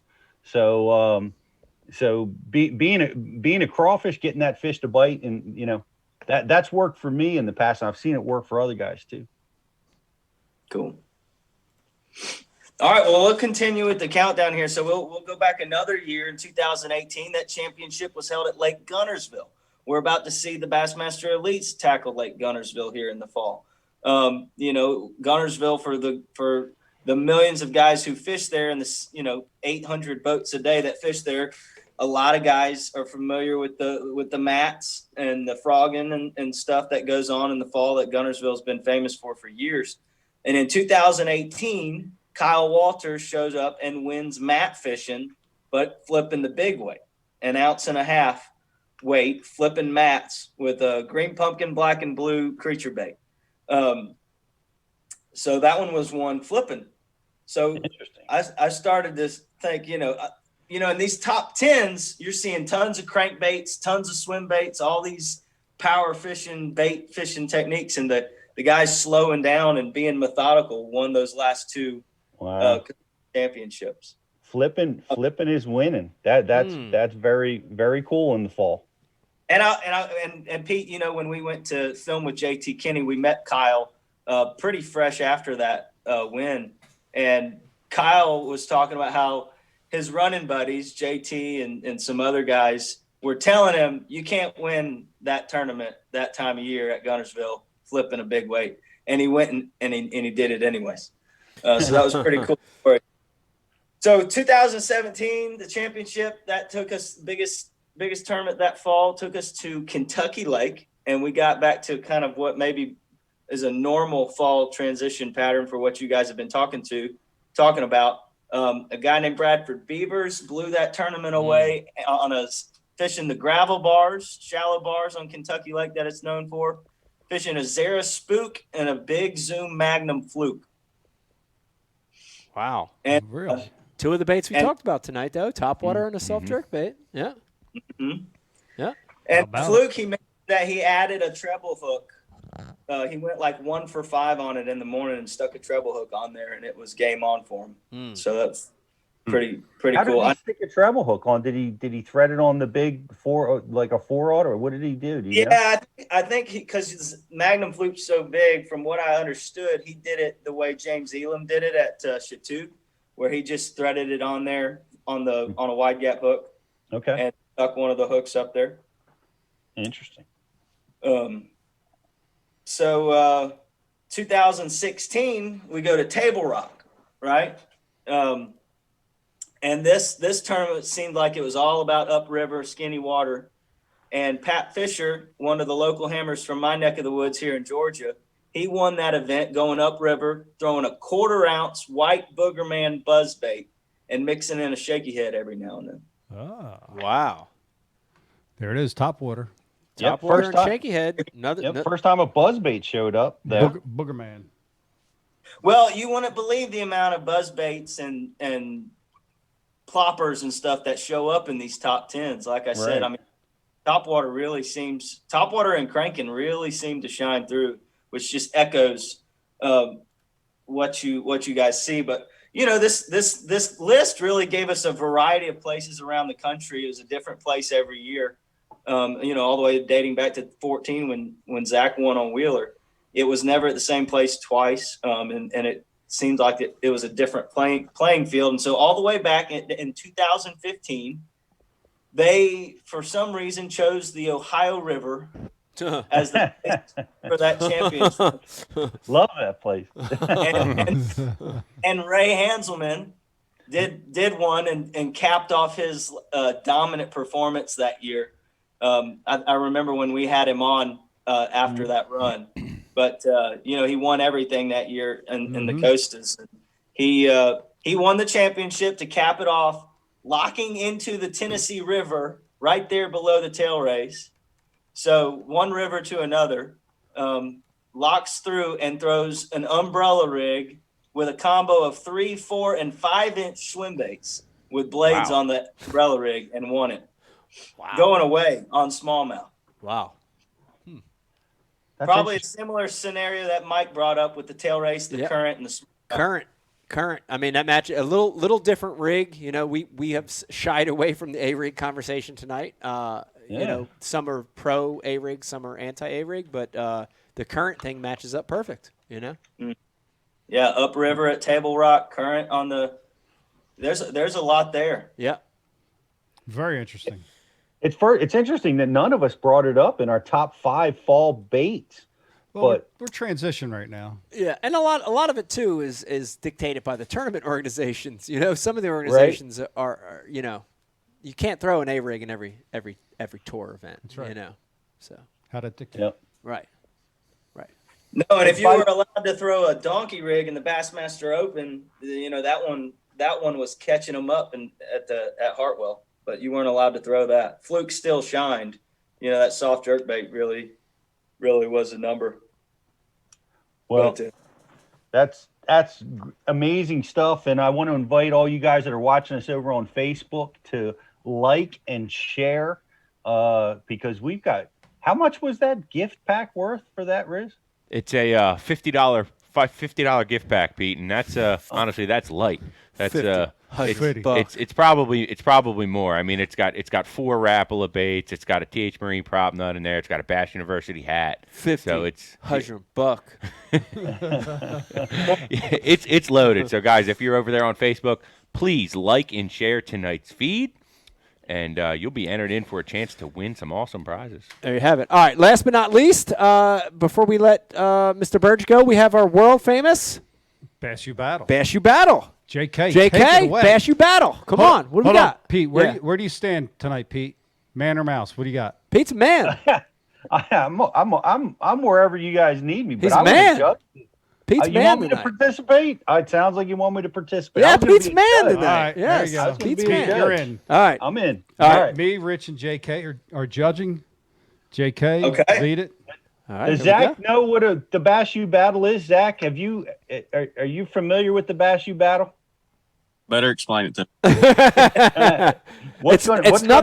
It's nothing like the Nadrian Navina skit we did on Like Live. This is actually legit. This is not like that at all. Go ahead. What do we got, Pete?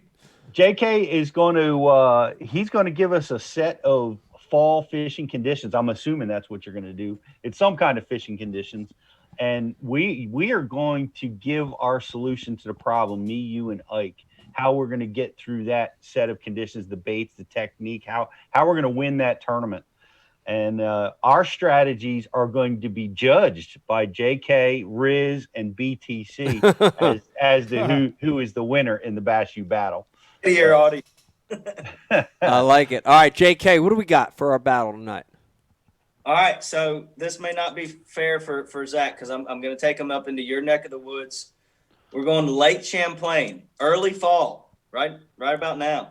Okay. The conditions that you're faced with, you've not seen the lake yet. You haven't been up there. You're just going to Lake Champlain. You got bluebird high skies, and it's blowing 15 to 20 out of the northeast. Bluebird high skies, and it's blowing out of the northeast, 15 to 20. Largemouth, smallmouth, where are you going and how are you catching them? All right. Zach, you're a guest. You start. First thing that pops into my head for those scenarios would be I would probably try to find a creek or something to catch largemouth in. That would be my first way to get out of the wind and maybe fish something a little more protected. Or two, I would get out in the wind and fish a jerkbait, like you said a few times, or spinnerbait. That would be the first few things that would just immediately pop into my head. Especially since I've never been there before, and that's an unfair question to me. It's a good answer. It's a good answer. Pete, I'm going to jump in next. And go in second, you echo a little bit of what the first guy said. And I agree. I think a bluebird day in the fall on Lake Champlain, I'd rather target smallmouth. That sounds more like a smallmouth day than a largemouth day. And I got to agree with Zach. This is probably going to cost me the win here on this one, but I'm throwing a jerkbait, I'm throwing a spinnerbait, and I'm going to fish on the flats. I'm going to target smallmouth that have moved up for that fall feed. That's choice one for me. If that doesn't work, I'm going to switch to largemouth, but unlike Zach, I'm going to stay in on the flats, but I'm going to target rock. The one thing I know about fall fishing on natural lakes is that as that grass starts to die in the fall, they leave the grass itself and they move to the first hard object that's available. So on that grass flat, wherever I find the nearest rock, that's where I'm going to go. So that's choice number two. But I'd rather fish smallmouth. Pete? Here's why I'm going to win this battle.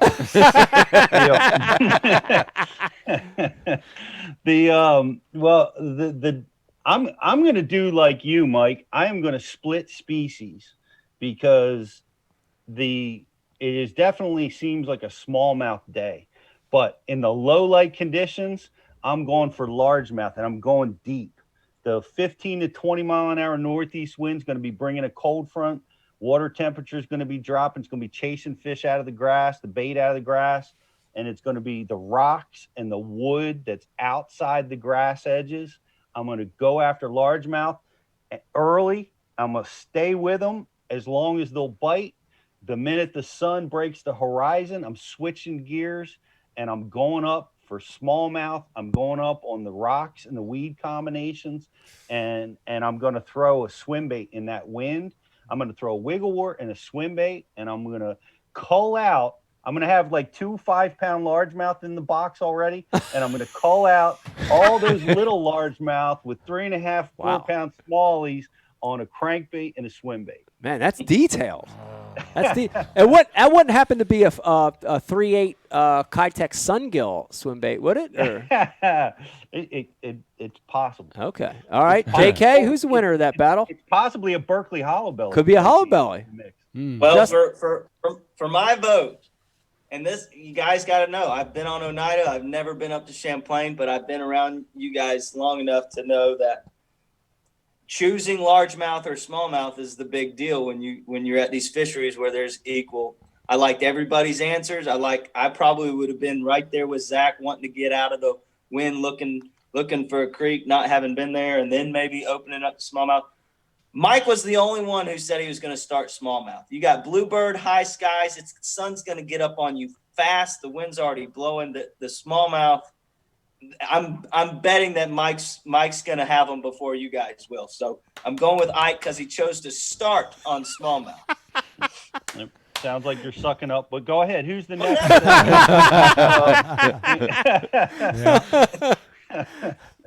Riz, you next? BTC? Who's next? I guess I'm taking this one. So Riz, go ahead. All right. So one of the things that stood out to me about what everybody said is that they had their reasons for why they were going to do what they were going to do. I'm going to go with Zach on this one, and here's why. Because Zach's answer wasn't incredibly elaborate, and he's never seen the lake. So I think that there's a possibility that Zach could go in with more of an open mind and maybe uncover something that the rest of the field may not. Now, there's always that variable. It's if he finds it or if he doesn't. But the fact that he kept things simple, it was go to the back of a creek to get out of the wind, right? And then if that doesn't work, I'm just going to go out in the wind and I'm going to fish a spinnerbait or a jerkbait. He didn't specify whether it was necessarily going to be a point or it was going to be a flat or it was going to be what. So he's just going to fish everything in front of him. And I think that opens up a can of worms to maybe unpackage something that is not discovered by the rest of the anglers that maybe have predestined decisions. So I kind of like that theory of fishing everything in front on a lake like that can really put out some special fish. I got to go with Zach on that one. There you go, Zach. Okay. I like your thought process, Rich. Yeah, open minds. Open mind sometimes outweighs everything else. History sometimes can burn your ass. And I agree. History's burnt my ass the last 2 weekends. So open mind, fish everything in front. I agree. Brian DeCarpenter? Well, I liked what Pete had to say. He sold it pretty good. Definitely gave him points for the salesmanship. It was strong. But for me, for what I know about Champlain, what Mike was saying resonated stronger, and I'm leaning that way. That's how I would attack that day, is to go out and chase a smallmouth, throw a spinnerbait, throw moving baits, get up on the flats, cover water. That's what I would do on that day. There you go. Okay. All right. Nice answer. Ike wins the tournament. And just to let you guys know, that strategy is exactly how I won Lake Champlain in an FLW tournament in heavy northeast winds. Just thought I'd let you guys know that. Okay. And you got 0 votes out of the room. There you have it. I got 0 votes. You should have started with you should have beat with that. Oh, man. Well, that speaks a lot for us. That's awesome. Go ahead. JK, the floor is yours for battle number 2. Another scenario. Next scenario. Thanks for all the votes, guys. Appreciate it. Going down to Lake Gunnersville. All right. So you're mat fishing. You're on a frog bite. You get to decide where that frog bite's going on for you. And it's been cloudy and rainy all week. They've just been showing themselves for you left and right. But the next day is going to be bluebird again. You're dealing with another bright bluebird day. What's the play? Are you going to keep frogging? Is it going to make it better? Are you going to have to make an adjustment? What are you expecting now that you're going to get high skies after a whole week of rain on the frog bite that you've been on the mats? What are you doing? Interesting. All right. Who's leading this one off? Pete, why don't you, since you were the big loser in the last one, why don't you lead off? So wait a minute, though. The frog bite was happening. They weren't showing themselves to me. They were like committing, and they were cooperating everywhere. They were cooperating. They were cloudy and rainy all week. I'm going to get after this. I'm definitely going to continue to give those fish an opportunity to connect with the frog, but I am going to be prepared, especially as you gave us the recipe to win on Gunnersville in the fall, which is bring the punch bait. And I am going to be prepared for that adjustment. And if I cannot connect with the frog, I am going to be punching ounce to 2 ounce weights everywhere in between. And that's how I'm going to win that tournament on Gunnersville. It's been done before. I'm going to try to do it again. Good one. Very good. All right. I like that one. Zach, what do you got? Gunnersville, frog bite was rocking, weather change. What are you doing? I'm probably going to start off doing what, essentially I had seen going on leading up to that time. I will be probably throwing my frog in the morning, letting fish kind of tell me what they want. If I'm not getting bit, I may go do something different for a while, and I may come back to it later on in the day to see if maybe they've got back on it.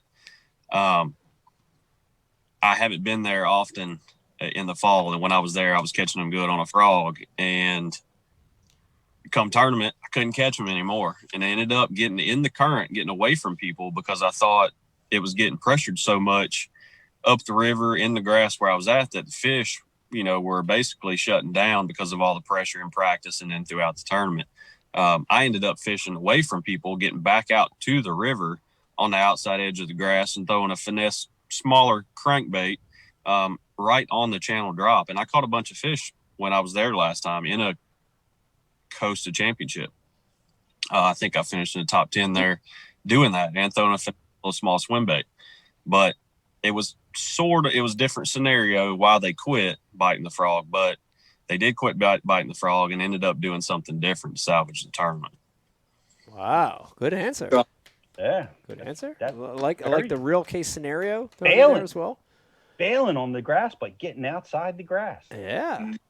I'm I'm going to go ahead and answer this. I'm going to take Zach's route with this one, and I'm going to see, that frog bite was so good, but I see this front come through. I see bluebird.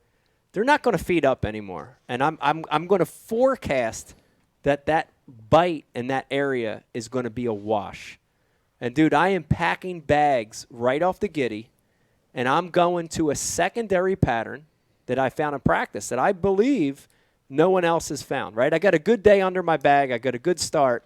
Here's what I'm doing. You ready for this shit? I'm starting that outboard up, and I'm running all the way to the tail race. That's right. I'm going to the Nickajack Dam. That's right. I'm going all the way up to Nickajack, right below the spillway, and I'm going to catch a mixed bag of largemouth spotted bass and smallmouth. Doing what? On Gunnersville. I'm going to be throwing a swim bait and a crankbait in current seams. Just like I did over on Pickwick a few weeks ago. I know how strong this fall pattern is. I know they're pulling water. Dudes ain't running up there. Dude, it's like a 40, 50-mile run up there. Nobody's fishing up there. I'm running to Nickajack, and I'm coming back with a mixed bag in the high teens. And I'm going to save my tournament right there. There you have it. All right. Come on, let's go. Sounds like Pretty a good winner. answers. Only one's going to win. Who wants to start the voting in this competition? Brian? Oh, Brian? nah. All right, Riz. Nickajack. Wow, this is a tough one. I feel some strong influence coming from this side of the Pressure. table. Pressure. I'm feeling the heat a little bit. The enthusiasm is yeah, coming. some real strong enthusiasm. The idea of doing something different is really intriguing, and that's always something that I think can be a strong pattern. Is if you find something on your own. With that being said, though, the idea of going that far away from where there was fish is also, that kind of scares me a little bit. So, what Zach said again is that he knows he's in an area that has some fish, right? He's not going to go terribly far away from those fish. He's just going to slide out and adjust and kind of figure out those fish as the day goes on. So, and Pete's going to stay on the mat, and he's going to pick up that big weight. Oh, this is a tough one. But again, I think I got to go with Birge. I got to go with Birge, staying close to the area where he knew he had fish, and just sliding off just a little bit to get some of those fish that are in the area, but maybe not seeing as many baits. Nice. Very nice. Okay. Interesting vote, as incorrect as it may be, but who is... What do you say? All right. Justin, let's go to you now. Man, this is tough because I love the tail races. I've seen it with Luke Duncan up there. I've done it on Wilson. That's a good answer. But I got to go with Zach. Ah! Ooh. Zach he sold me the experience that he's been there, done that, right? I thought he moved. Now nobody offered me the opinion that, well, do the mats come alive in the sun? Does the sun make mats better? Does it make them see the frog better? You know, I've heard that before from some guys, but nobody offered that the frog bite might sound off still. You all said you would check it, except for Mike. I think he said he was just gonna run. No, I'm going with Zach. I think I'm going with Zach. I like the confidence and the top 10 to back it up. Like Pete, like if you would have sold that to me last one, you probably would have got the vote of confidence. Man, I can't win with this crowd. The payroll deductions will be coming out on Monday.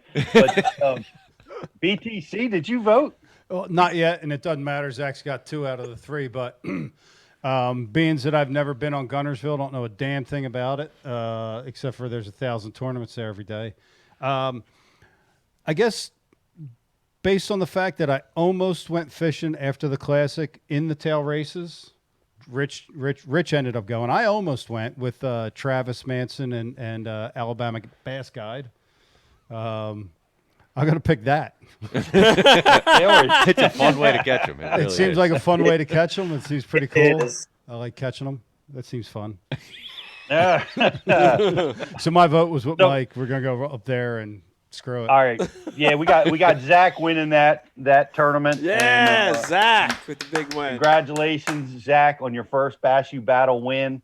Ike's got a win on the first round. You got another question for us, JK? Yes, we do. So you guys know I just fished my first Bassmaster Open from the front of the boat at Lake Hartwell this past week. Had a really good learning experience over here on the home pond.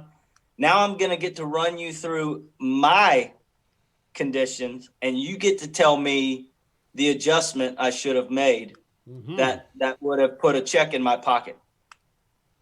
So I was out there with everybody else running cane and brush piles.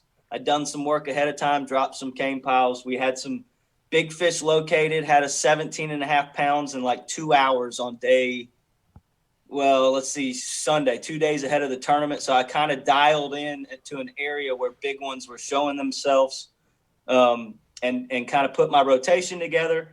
Caught a lot of fish on day one, just didn't get the size that I was hoping for. I caught like 30 fish that first day. But only weighed in a mediocre bag. Second day, had a similar bag, but I had a lot more horror stories of fish coming on. So basically, I was getting fish. It was a cloudy day. It was spitting rain. Day one was a bright sunny day. I was still able to get fish to come up on a spook. I wasn't able to get them up on that bait the day one, but that was the bait they would come up on. I kept ignoring the fluke that was on my deck for the first 2 days. That sucks. But I was triggering strikes and really good quality strikes of the 2.5 to 3.5 pound variety that I needed. I only landed 2 of those fish, and it fired off for me in the afternoon. So I lost around 6 or 7 of those fish of that quality, they're spotted bass. They're all coming up and they're obliterating my spook, and they're hooking up.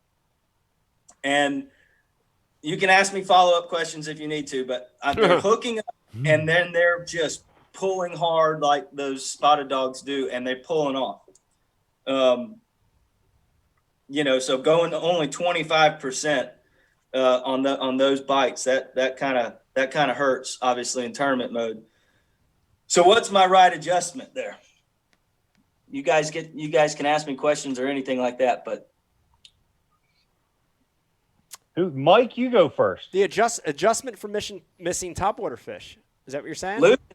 I wasn't missing them. I was losing them. I had them. They were pulling off, cranking them back. Yeah. So the adjustment for me would be threefold. It would be either I would start with hooks. It would be hook, line, and rod, or hook, rod, and line in that order. You know, when I'm missing them, the first thing is always hooks, and it would be changing hooks. Do I upsize hooks? Do I put a feathered treble on versus a bare hook? So it would be hook first. Second one would be rod. You know, is the rod too stiff? And usually that's the mistake is a too stiff of rod on a topwater. I need something softer. I need the fish to get it. And when I'm fighting the fish, that softer rod has forgiveness when that fish is jumping or diving. So it would be rod. And then the last one would be line. You know, Zach mentioned earlier in the show, braid. I love braid on the topwater. I love braid on a buzzbait, on a spook, on a whopper plopper. I love it. But when I'm losing them on braid, going to mono, or at the very least, braid to a mono leader really provides a shock absorber for when those fish are jumping and fighting. So treble hooks, rod, and line, I try to make those adjustments on the fly and try to land some more of those fish that I'm losing. That's great adjustment. Really comprehensive. Zach, what are you up to fix this problem? So for me, it would be, I would start with hooks.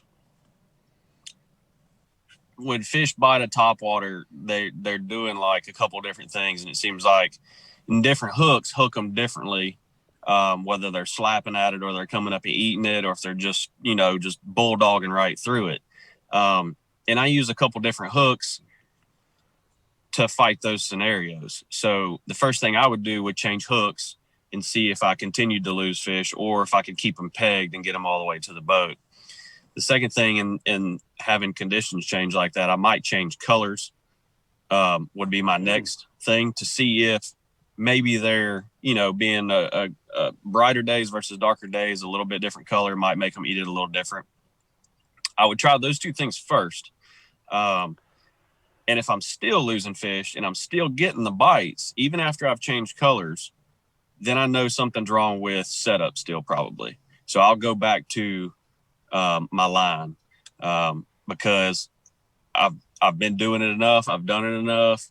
Each and every one of you have too. You're going to be throwing it on a rod that you're confident in, a rod that you've caught a ton of fish doing that same thing with at a different lake, different time, different place. But I would go to line first, and the rod would be the very last thing I look into. That's how I would kind of break it down. But to me, it sounds like hooks and then maybe a color change could have made a little bit of difference for you. All right. Color. The addition of color change. Good one. I love, as getting these baits, these fish to commit. And here's why both of you guys are wrong.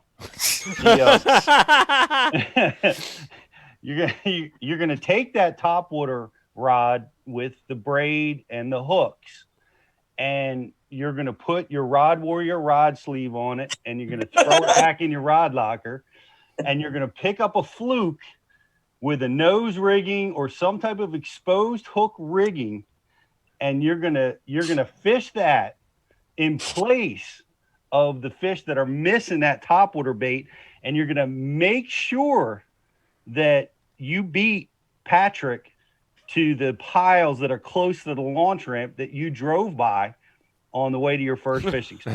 that I may or may not have caught my biggest fish of the tournament on anyways. That's my solution. Throw the fluke, man. Pete's putting the rod down. Put the rod down. Back in the locker. Put it down. All right, last battle. Justin, give it to us. Who do you got? Well, we didn't vote. Oh, we didn't vote? Oh. No vote Riz? yet. Yeah, so I'll lead this off. Actually, I liked everybody's answer. I took something out of everybody's responses to that. Certainly Mike's, Zach's. Good point about changing colors. That's something I would certainly do. I got to go with Pete on this one. Basically because that's how the event was won. Was a fluke, right? Yeah. So I mean, that's pretty much the answer. I don't know how you guys are going to vote, but I know what the right answer is. So I'm going to go with Pete on this one. I finally got a vote. Thank you.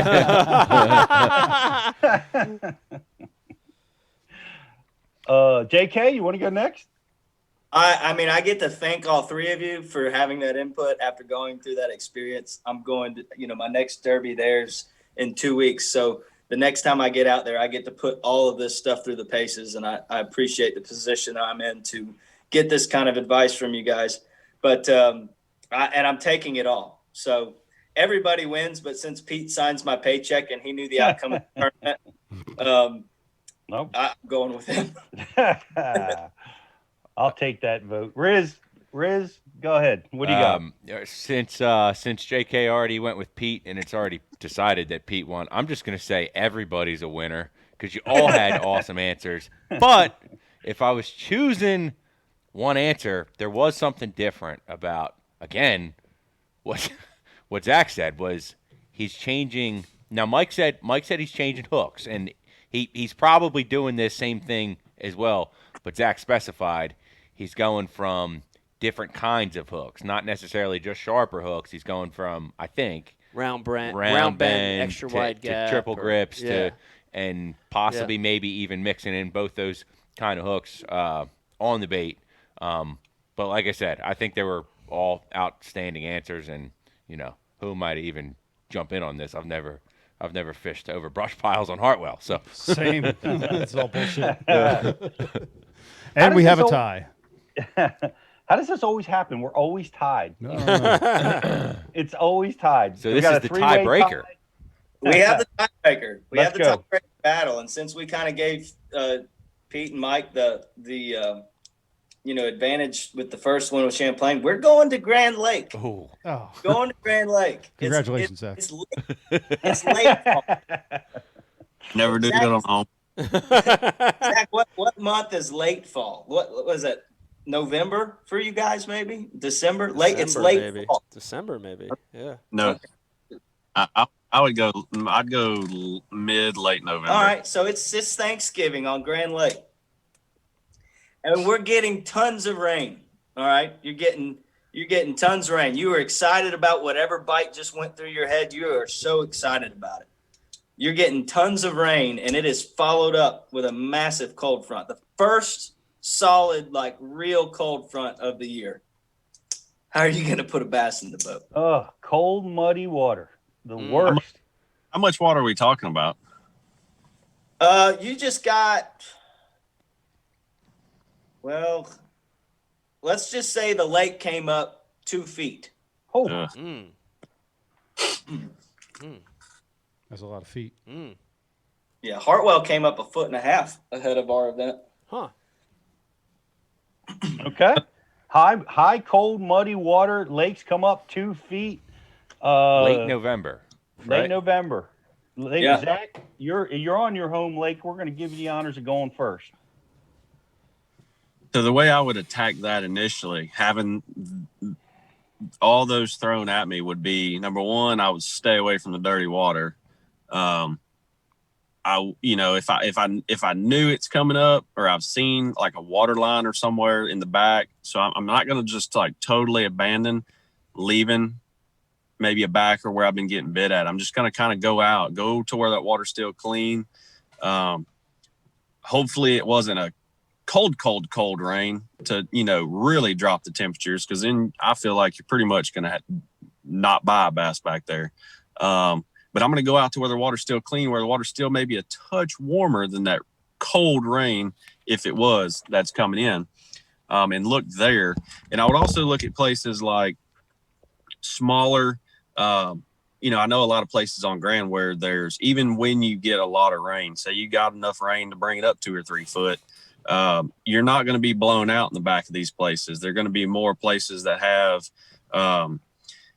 artificial backs to them. Like there's, the back of a long creek that has seawalls all the way in and out of it. Places where fish can, bait can still come in, come back out. But you're not going to have that mud and inflow of water that will completely destroy it and make it pretty much impossible to get bit. I'm probably going to target that stuff first. That would be where I would think you would have the highest percentage to still go to and still get those bites. And I'm still going to run around and throw some topwater stuff. I'm probably going to be stubborn and keep it in my hand too long, but I have so much confidence in it even late fall there, even when the water's colder than you would probably think to keep it in your hand, because I know those fish will still eat it there. Be hard for me to do anything different than that. But that's kind of a shitty situation. Well said. Mike, do you want to go next, or you want to back cleanup? Look at this. Nope. It is. Okay, my mic's on.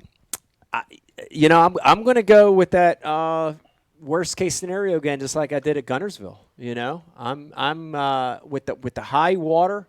I'm abandoning what should be working. I'm abandoning the normal techniques, the normal patterns, and I'm going up the Neosho River. Am I saying it right, Zach? Neosho? How do you say it?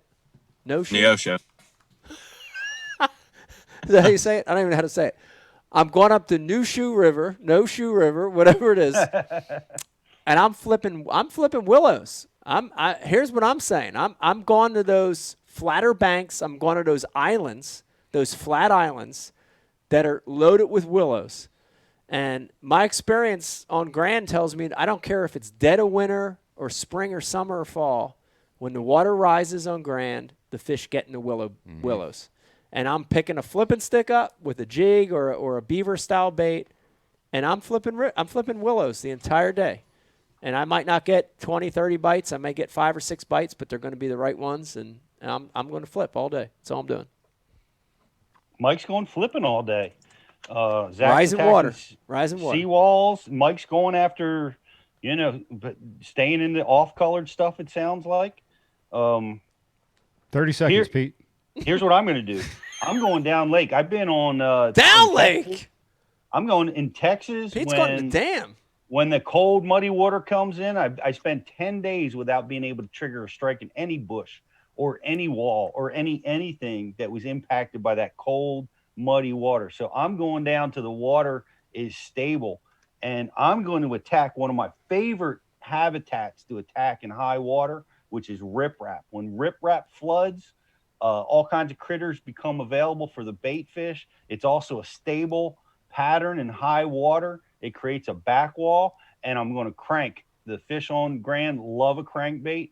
I'm going to be cranking riprap in the clearest water down on the lower lake that I can find. That's how I'm going to win that tournament. Ooh, man, that's extreme. I like it, though. I like it. All right, winners. What do we got here? Let's pick a winner. All right, so for this one, well, we guess you're picking Zach. No, well, so here we go. This is going to be a complex answer here. It's going to be a quick, complex answer. So I'm going with Mike on this one because, again, I think that even if you're not, it's not your home lake, you're going to go look at fresh water. You're going to wipe the slate clean. You're going to lock a bait in your hand that you're confident with. That's a jig. That's a beaver. Rising water. And the water's coming up.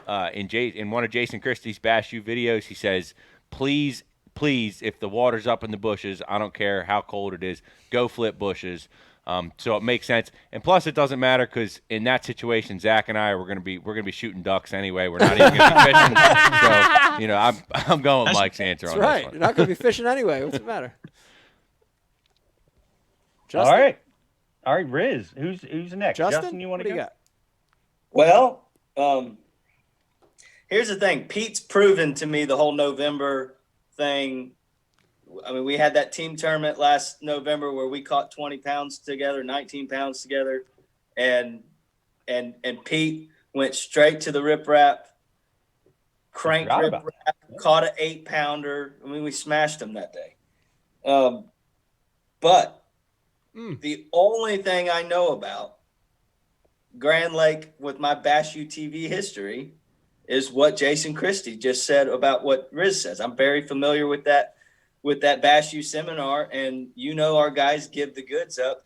And Zach, I liked his answer, but he said he was self-admittedly throwing his topwater too much. So lack of confidence there. I'm going with Ike, flipping the bushes. He's slowing down after that cold front. The water's already coming to him. There it is. Ike breaks the tie. Ike wins the tournament. Bash TV wins the tournament. Yep, Jason Christie approved. I can't believe it. And there's no chance of catching a cold water willow bush fish ever. Bullshit. This is a dumb game. Oh, dude, can you imagine Pete playing a board game with you and losing like 3 times in a row? The fucking pieces would be all over the place. Same with you, bro. Oh, I know how I am. Same with Zach. We're all competitive. We hate to lose. Yeah, right. You wouldn't have went 3 losses in a row. I wouldn't have. I would have been doing something else. Yeah, after the first one. After the first one. You couldn't even play drinking games back in the day. No, I know. I'm a horrible loser. I'm like that in life. I can't stand it. Congratulations on your win, Ike. Nice Thank you. Justin, that was awesome. Great scenarios. Another great segment of Bash U Battle. So fun. I hope our viewers and listeners had a good time enjoying those scenarios. And they're all real life scenarios. They're all things that can happen under those conditions. So it was great to look at that. So Justin, thanks, buddy. Yeah, appreciate it, and great job last week in your first Open too. Yeah, it was nice. It was nice. You know, it was great seeing you get from the back of the boat to the front. So congrats on that. It was awesome. Yeah, we're learning. I appreciate it. Yeah, you got it. All right, Justin Kimball, everybody. JK. Thanks, JK. Thank you, JK. Thank you, JK. Okay, Brian Carpenter, I know we got one more guest. We got one more thing, real Zach. quick, and we're going to let Zach go. We've had Zach on the phone for 5 hours. We're going to let one Sorry more guest. about We're going to let him go. No, what do you got? We're going to send you something to come for your time. for your discomfort. What do you got, Brian Carpenter? All right, I'm going to bring in one more guest. We're doing a short little thing here with my man who's sideways. There. Rotate, Nathan. This is Nathan Martin from Sea Clear Power. He was actually entered our contest today for subscriber call-in, and Nathan is a subscriber to the Bass University, and he also happens to be a sponsor. And Nathan was one of, we picked 2 randomly, and Nathan was the only guy that got back to us. So you're on. Yeah. Nate, you're looks like you have your phone locked. I like it though. I like it sideways. Yeah. It looks good. I bet. There we go. I'm in here. Look at that. Becky did make me this margarita right before we came on the show, and I think it's finally kicking in. Everybody looks sideways. Yeah. I like it. Rich, how do we fix I that? want to turn my head. Can I turn my head? You unlock your phone screen, or we just let him hold it vertical, and we do the interview. Yeah, hold it vertical. Yeah, hold it vertical. There you go. I like that better. That's good. All right, let's go with it, man. Go ahead, Nate. What's going on, guys? How you doing? Welcome to the show. Oh, I'm doing good. Sitting here watching Trump run his yapper. How is that going? No wonder our BU numbers just spiked down in the last 5 minutes. Exactly. Yeah. Who's winning that battle? Trump is pretty much the moderator and running the whole show. Shocker. So guys, so we ran a contest today for Bash U TV subscribers to like and share a Facebook post and get to come on the show live with us and ask a question to our guests. So Nathan Martin was the lucky winner of the Bash University subscriber question. So he's going to hang out with us here for a minute. So Nathan, what is your question for Zack Birge and the panel? Yes. Ooh, what is my question for Zack Birge? You bet. Good answer. Good question. One question is, when are you going to come see Sea Clear Power? Because I know you're coming and seeing us again. But I guess my biggest question is, which duck hunt are you looking most forward to in 2020? Oh, good question. That would be the first one I'm going to. I'm so excited to shoot something and not be, constantly worried about tournaments. So we're going to North Dakota. I'm definitely excited about that again. It'll be a good one. We're filming it all. It'll be, all over everything again. So definitely looking forward to that. Looking for a break. Looking for a change. So you're welcome to come if you want. Count me in then. I'm in. When are we leaving? October 23rd. Okay. I hear that there's supposed to be like 7 million more ducks make it to Arkansas this year because nobody could go kill them in Canada. I don't necessarily know they're going to Arkansas is overrated. I'm talking about this period coming down 6 million more ducks. I'm just being sarcastic. But Andy Morgan and I were talking about it a few weeks ago. We were in Mexico, and we both were on the same thing. We were going to guess around 5, but just from the lack of outfitters and stuff, that go up there right now and really start shooting all those young ducks before they get out of Canada and get down to us, or get a chance to get to us. Both him and I were in agreement that it should be a phenomenal season for basically everybody in the state. That's South Canada. I think so too. I think it's got to be a lot better than last year for sure. Last year was pretty rough on us. Of course, I didn't get to make it out west.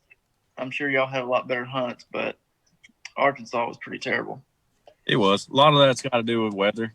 It goes for both duck hunting and bass fishing. You know that. Weather is everything when duck hunting, and if you don't get the weather, it's going to be a stingy, mild year. And that's what it was last year. Where are you at now? In Florida? Florida. Catching sharks. I saw that. Welcome to the Duck University. Yeah. I would like to invite both you guys to Mount Laurel, New Jersey, for a squirrel hunt this week. A squirrel hunt. Are they small ones? I don't know. They're medium sized, but they're in my mediums. They're all plump on boat seat. Yes, mediums. They're leather in their gut. They're picking my trash. Fortunately, they did not get into the boat, so they did not touch my Sea Clear harness. So my sonar will still work. They do like wires too. So. You're lucky. Did they eat all the dead Senkos in the bottom of the boat, Pete? Our Sea Clear Power harness is corrosion resistant, but I don't know if it's squirrel resistant. You might want to add that to the insulation, some squirrel poison or something. Yeah.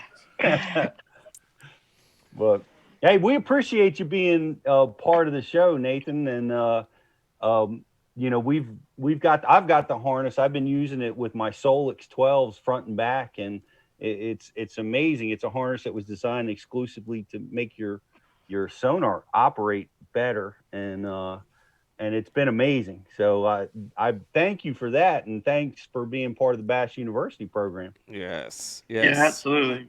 When Brian came to me, I've been following Bass University for a long time, and I think a lot of you guys. And so when Brian came to me and asked if I'd be up for, being a part of Bass U, it was a no-brainer for us at Sea Clear Power, and we look forward to a year long with you guys. And I can't wait to see where we take both endeavors. Just obviously are very successful with Bass University, and we're just getting started at Sea Clear Power, but we're so excited at all the reviews and everything that's coming in on Facebook and the calls and text messages. I get 2 or 3 a day from customers just calling saying, "Man, thank you so much. I finally feel like I'm buying what was advertised on the box." And that's just what we pride ourselves on. It's something that we've worked really hard to do, and to see it come to fruition and see the customers just be happy with what they've got. It means a lot to us. So we can't wait to work with y'all. Well, it's been great. If you guys want to check this out, you can go to seaclearpower.com and they can order the product right there from the website, right? Yeah, you can order it straight from the website. We're in several, local dealerships and stuff now, but you can go to seaclearpower.com. It's like my shirt says, it's SEA clearpower.com. And you can go right there and order it. It's a universal harness, so it doesn't matter if you're running Garmin, Lowrance, Humminbird, Raymarine, Simrad. It doesn't matter if it's saltwater, freshwater. The harness is corrosion resistant, and if you get the whole system, you're not going to see any voltage drop, and your units are going to perform exactly how they were designed to perform. And you'll be seeing stuff you've never seen. I had a call today from a guy in Texas said, dude, my units were pretty clear before, and I could see trees and structure really well. But the things that I'm seeing now, I can see like the actual fish right below the balls of bait fish, and I can pick those out so much better now after your harness. It's insane.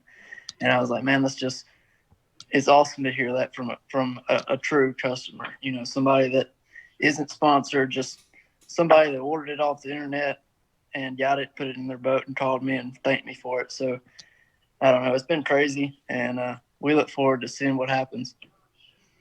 Well, that definitely lets you know you're doing the right stuff, and that's great. And we look forward. We'll keep you posted. I'm actually going to be shooting some sonar stuff this week on the Chesapeake, and next week on Lake Champlain, and all you guys can check that out on social, and we'll be posting it on Bashy.tv, we'll keep you guys all in the loop. But I appreciate you coming and hanging out with us for a little while.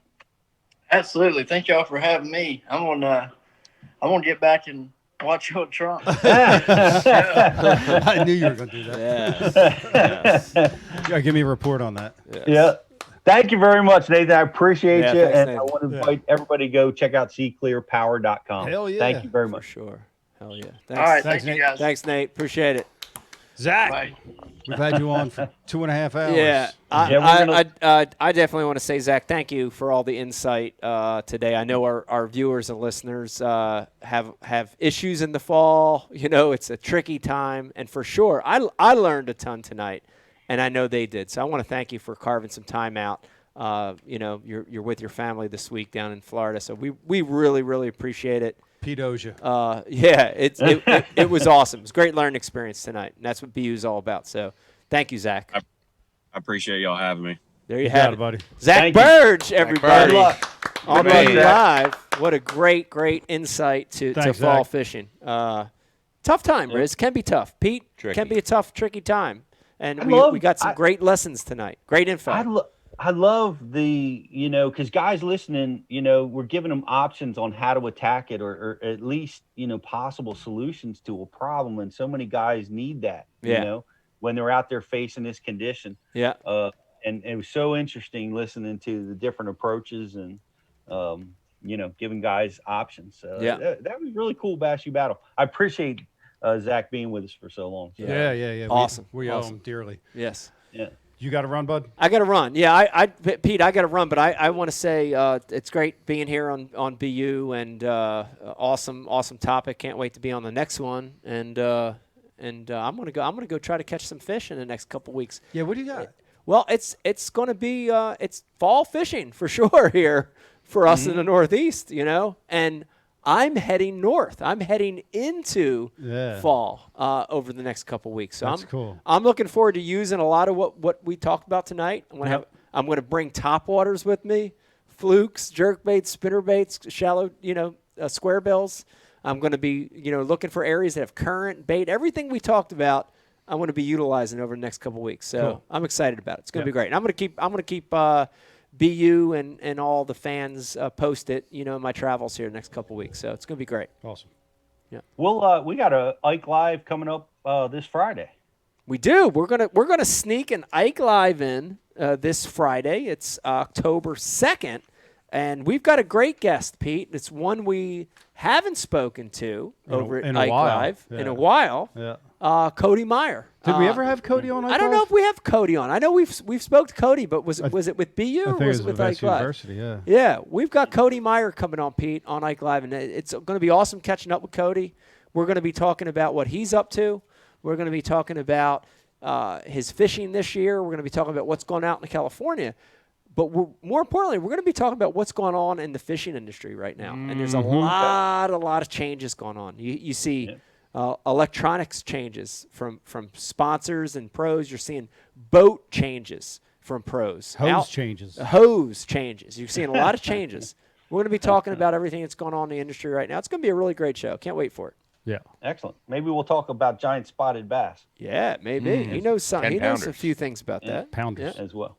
Well, thanks for being with us tonight, Mike. It was awesome having you as usual. Yes, And, you're welcome. We'll get that tip from you next time. Yeah, we're gonna do this tip. Maybe we'll post it on BU on the social pages, but we will get this tip. We'll let you go, and we're going to give away some prizes, and we're going to pack it up and go watch Trump too. Okay. Good night, everybody. Good night. Hope you learned something. Good night, guys. Thanks, buddy. Thanks, Mike. Well, we've got a like and share contest winner, Riz, and we have we're going to do a trivia question tonight, BTC. Yeah. Oh, we're going to do all kinds of stuff. Okay. Rapid fire. Pete. Yes. You have a link open you want to read? A link? Oh, I do. Yeah, start with that, buddy. I'm like, I couldn't even begin to think about what you were talking about, but I want to invite everybody to the Aaron Martin's benefit tournament, October 3rd through the 18th. It's going to be a virtual tournament.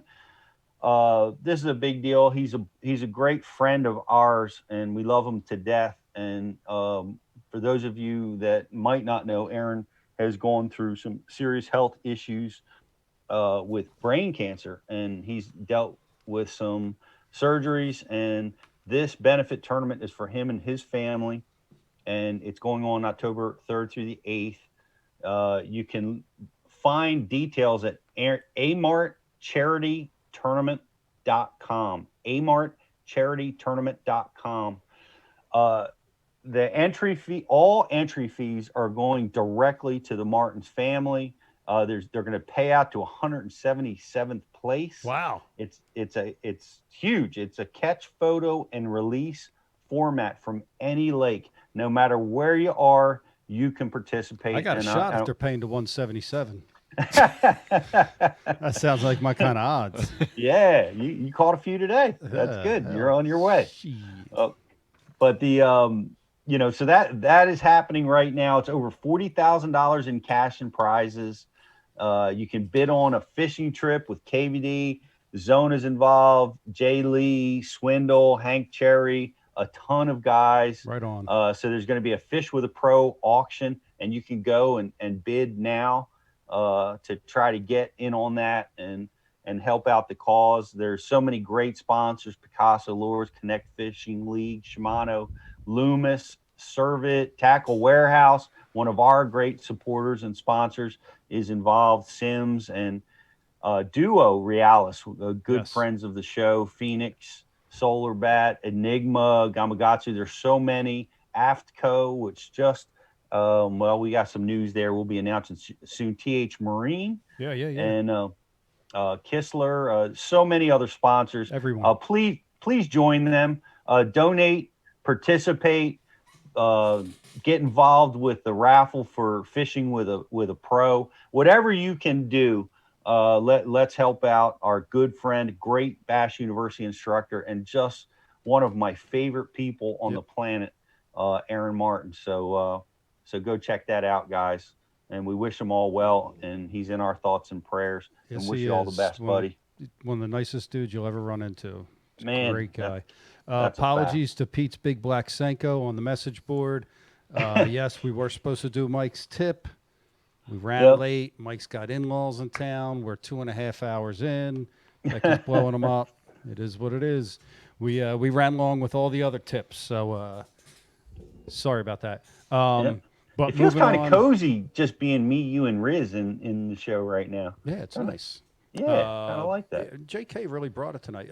Tomorrow night, Stray Cast is live. Pat's got a whole bunch of nonsense going on. Who even knows? There's like 30 dudes. He's got half the fishing industry on live at the same time. That's how Pat runs his show, and he's really good at it. What else we got? Got a Facebook like and share winner. Yes. Oh, all right. Do you want me to hit the trivia question? Yeah. Let's do the trivia question, and in the meantime, guys, we have not picked a winner yet for that like and share. So if you haven't yet, man, like and share tonight's feed. You're going to get a chance to win. It's over $50 worth of products in a Flambeau box. It's absolutely loaded to the teeth with Rapala, TH Marine products, Bass University official apparel. So like and share the feed. one last time if you haven't already, and you might get a chance to win. But with no further ado, Brian's got a trivia question for a grand prize. This comes from the great and powerful Ken Duke, the keeper of the scrolls, the Wizard of Oz, Wizard of Bass. Who are the only 2 anglers who have won BASS tournaments on tidal waters of both coasts? Who are the only 2 anglers who have won I got one. BASS tournaments on tidal waters of both I know both. coasts? You know Well, you got both. the paperwork right there. I know. I don't even need to look at that daggone paperwork. I know both. You've been knowed them? How about that? I've been knowed them. That's good, Rich. I've got one immediately popped into my mind, but I don't have the second yet. Yeah. Yes. So while we're waiting for that answer to come across our message board, and again, you got to be a subscriber to the Bass University to win that, John. Pete, what you got? Something about squirrels? You good with the squirrels?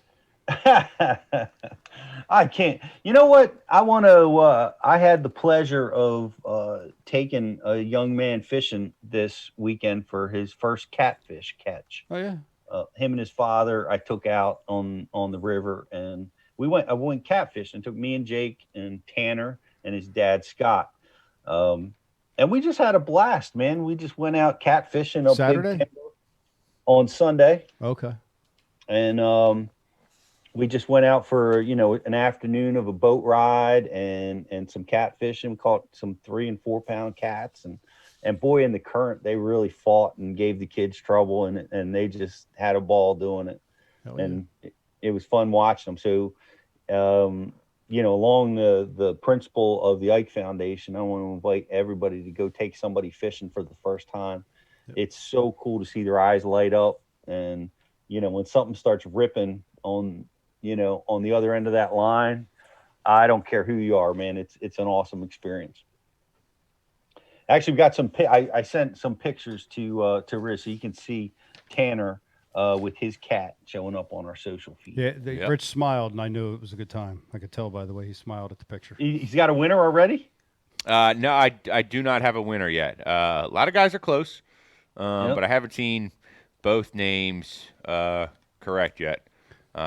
Actually, it just came in as I'm saying that. Congratulations, Little Buck 3. Yeah. Little Buck 3 with the correct answer of Justin Lucas and Aaron Martins. Aaron Martins. I should have known. Aaron was the name that I didn't get right off the bat. And they would be the Chesapeake, Potomac, and the Chesapeake, right? Yep. And then that would be the Delta over on the west side. I would assume. I could. Right. That's the only tidal water that they fish out. It's also called what else do they call it? Sacramento River or something? Some bullshit. Yeah, it's the Delta. Yeah. So that was the correct answer. Congratulations, Lil Buck 3. You won yourself an awesome Bass University gift pack, which includes Rapala products. It includes TH Marine, Flambeau, Bass University official gear, and it's valued at over $100. That's headed your way. Hit us with your subscriber number so we can get you hooked up with the prizes. You fishing this Saturday? I'm fishing this Saturday. Peter, you fishing? I am planning to fish. Are you fishing the tournament? Yeah, that's my plan. Who you fishing with? You told me you couldn't fish. I did tell you that I couldn't fish, but I've got to work out some details. We got some things going on here at home. We'll see. All right. Well, then I'm fishing it with Valdez. I'll see you out there. Okay. Right. Since I know I'm not getting the invite, I'll just skip past the awkwardness. Move right along. Go right to the Wawa. Yeah. I gotta go. I gotta go to outside sources. None of these guys. I know your patterns now. Oh, BTC please. could be trouble. We could be bumping into each other. I got a fraction of the time you got out there. Yeah, it's changing, man. It's changing. That's right. Yeah, it changed. Well, we'll see what happens. I'll know if I'm able to fish tournament Well, next couple. good luck to you and whoever your new best friend is. All right, fair enough. So we still got to announce the Facebook like and share winner too. Who do we got? Yeah, so congratulations to Taylor Watkins. Taylor Watkins, you were tonight's Bass University Live Facebook like and share winner. You got an awesome pack headed your way, loaded with baits, loaded with gear. So thanks for sharing tonight's feed. Thanks for everybody else who shared it. And better luck next time. Yeah. Hey, Pete. So we'll be back again next Tuesday with another Bass U Live. Content to be announced. There's Bassmasters kicking off events this week. They've got events for the next 3 straight weeks, so getting a winner from these events is going to be really tough because the guys are going from one event to practicing for the next one. Got to respect their time. I think it's going to be very difficult to get a winner. We're going to try to get a Gville winner or somebody that does something really cool there, but that may not happen. So we've got other content in mind. But Pete, talked to Mike before the show tonight, and he had a conversation with a guy who just happens to be somebody that I had on my radar as a Bass U guest. And Mike said he talked to this guy for over an hour. And for anybody to pin Mike down for an hour on the phone, it's got to be pretty good stuff. But he was blown away by what this guy was saying. I said, dude, is that so-and-so? I said, I know who that is. I've got him on my list for a guest. So very exciting. Sometime in about a month when Mike gets back off the road, we're going to line this guy up. I'm super pumped. He's pumped. It's going to be a long time just talking to this one guest. He's a biologist. He's an author, and some really, really neat in-depth stuff. So excellent. Looking forward to it, man. And this was this guy's name came to me again through the great and powerful Ken Duke. Yep. And he's been on our radar. But yeah, Mike's super pumped, and that's always leads to good content. Well, let's get him on the show, and we'll keep you guys posted when that's coming to us, and we'll keep you posted with all great Bass University stuff. And I want you guys to look for there's a couple really big things that have launched. The Greg DePalma GDP, his sonar seminar.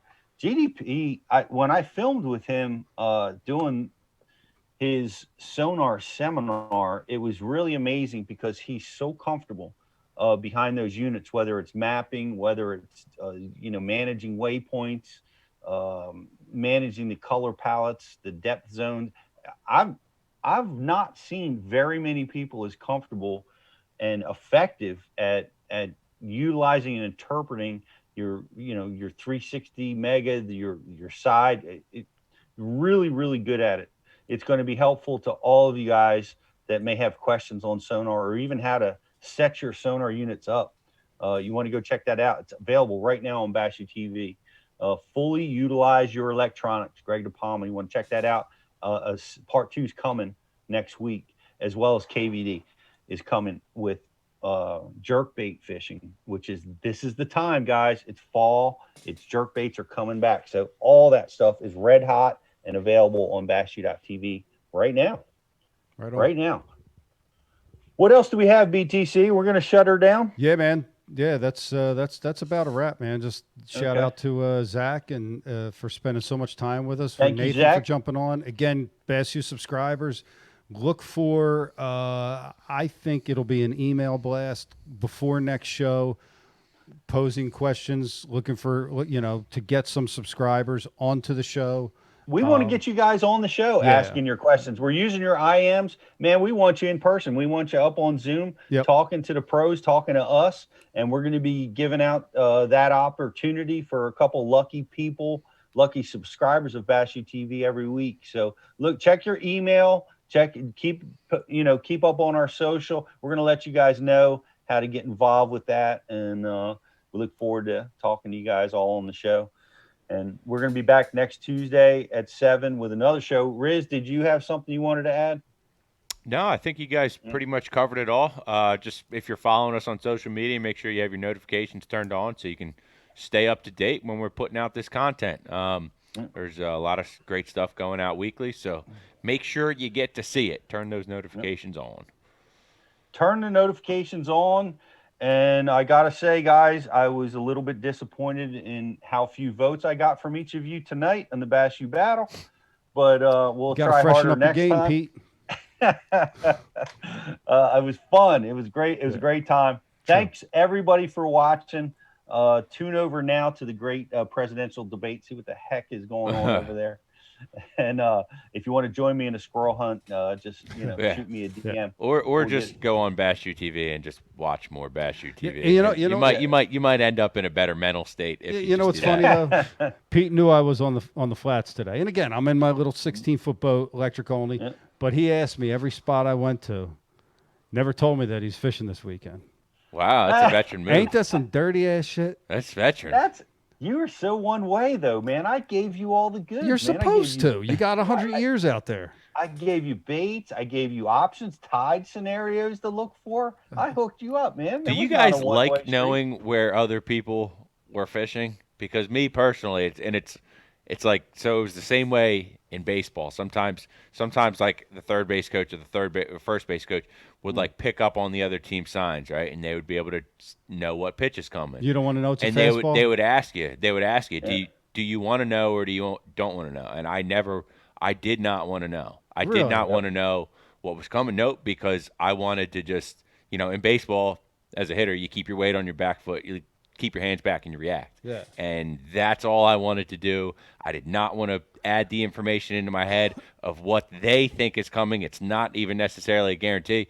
And I feel like the same way when I agree with you, Pete. You should be ashamed. Well, I feel like the same way when it comes to fishing.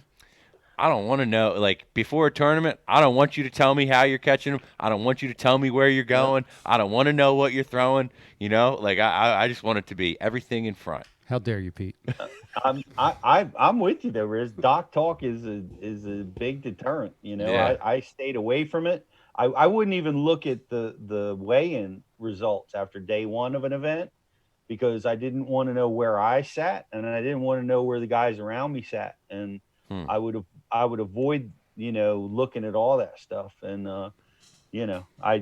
I honestly was just interested in trying to help you out, BTC. It's all good, man. It's likely I'm not going to be competing there because by tomorrow the squirrel's going to have the tires gnawed off my boat. Dude, how do you not have that thing covered? I uncovered it. I was videoing in the boat today, and I went inside to, I don't know, handle some calls or work business. And I go out, my seats are ripped. He's in my trash. He's like going crazy, Dude, you got to get a handle on the situation, bro. Dude, I've been here 12 years. It's the first time that I've had a squirrel going rogue on me. Oh, he needs his ass beat. All right, man, that's a wrap. That's a wrap. Thank you, everybody. Have a great night. We'll be back next week with more Bash University Live. Thank you, everybody.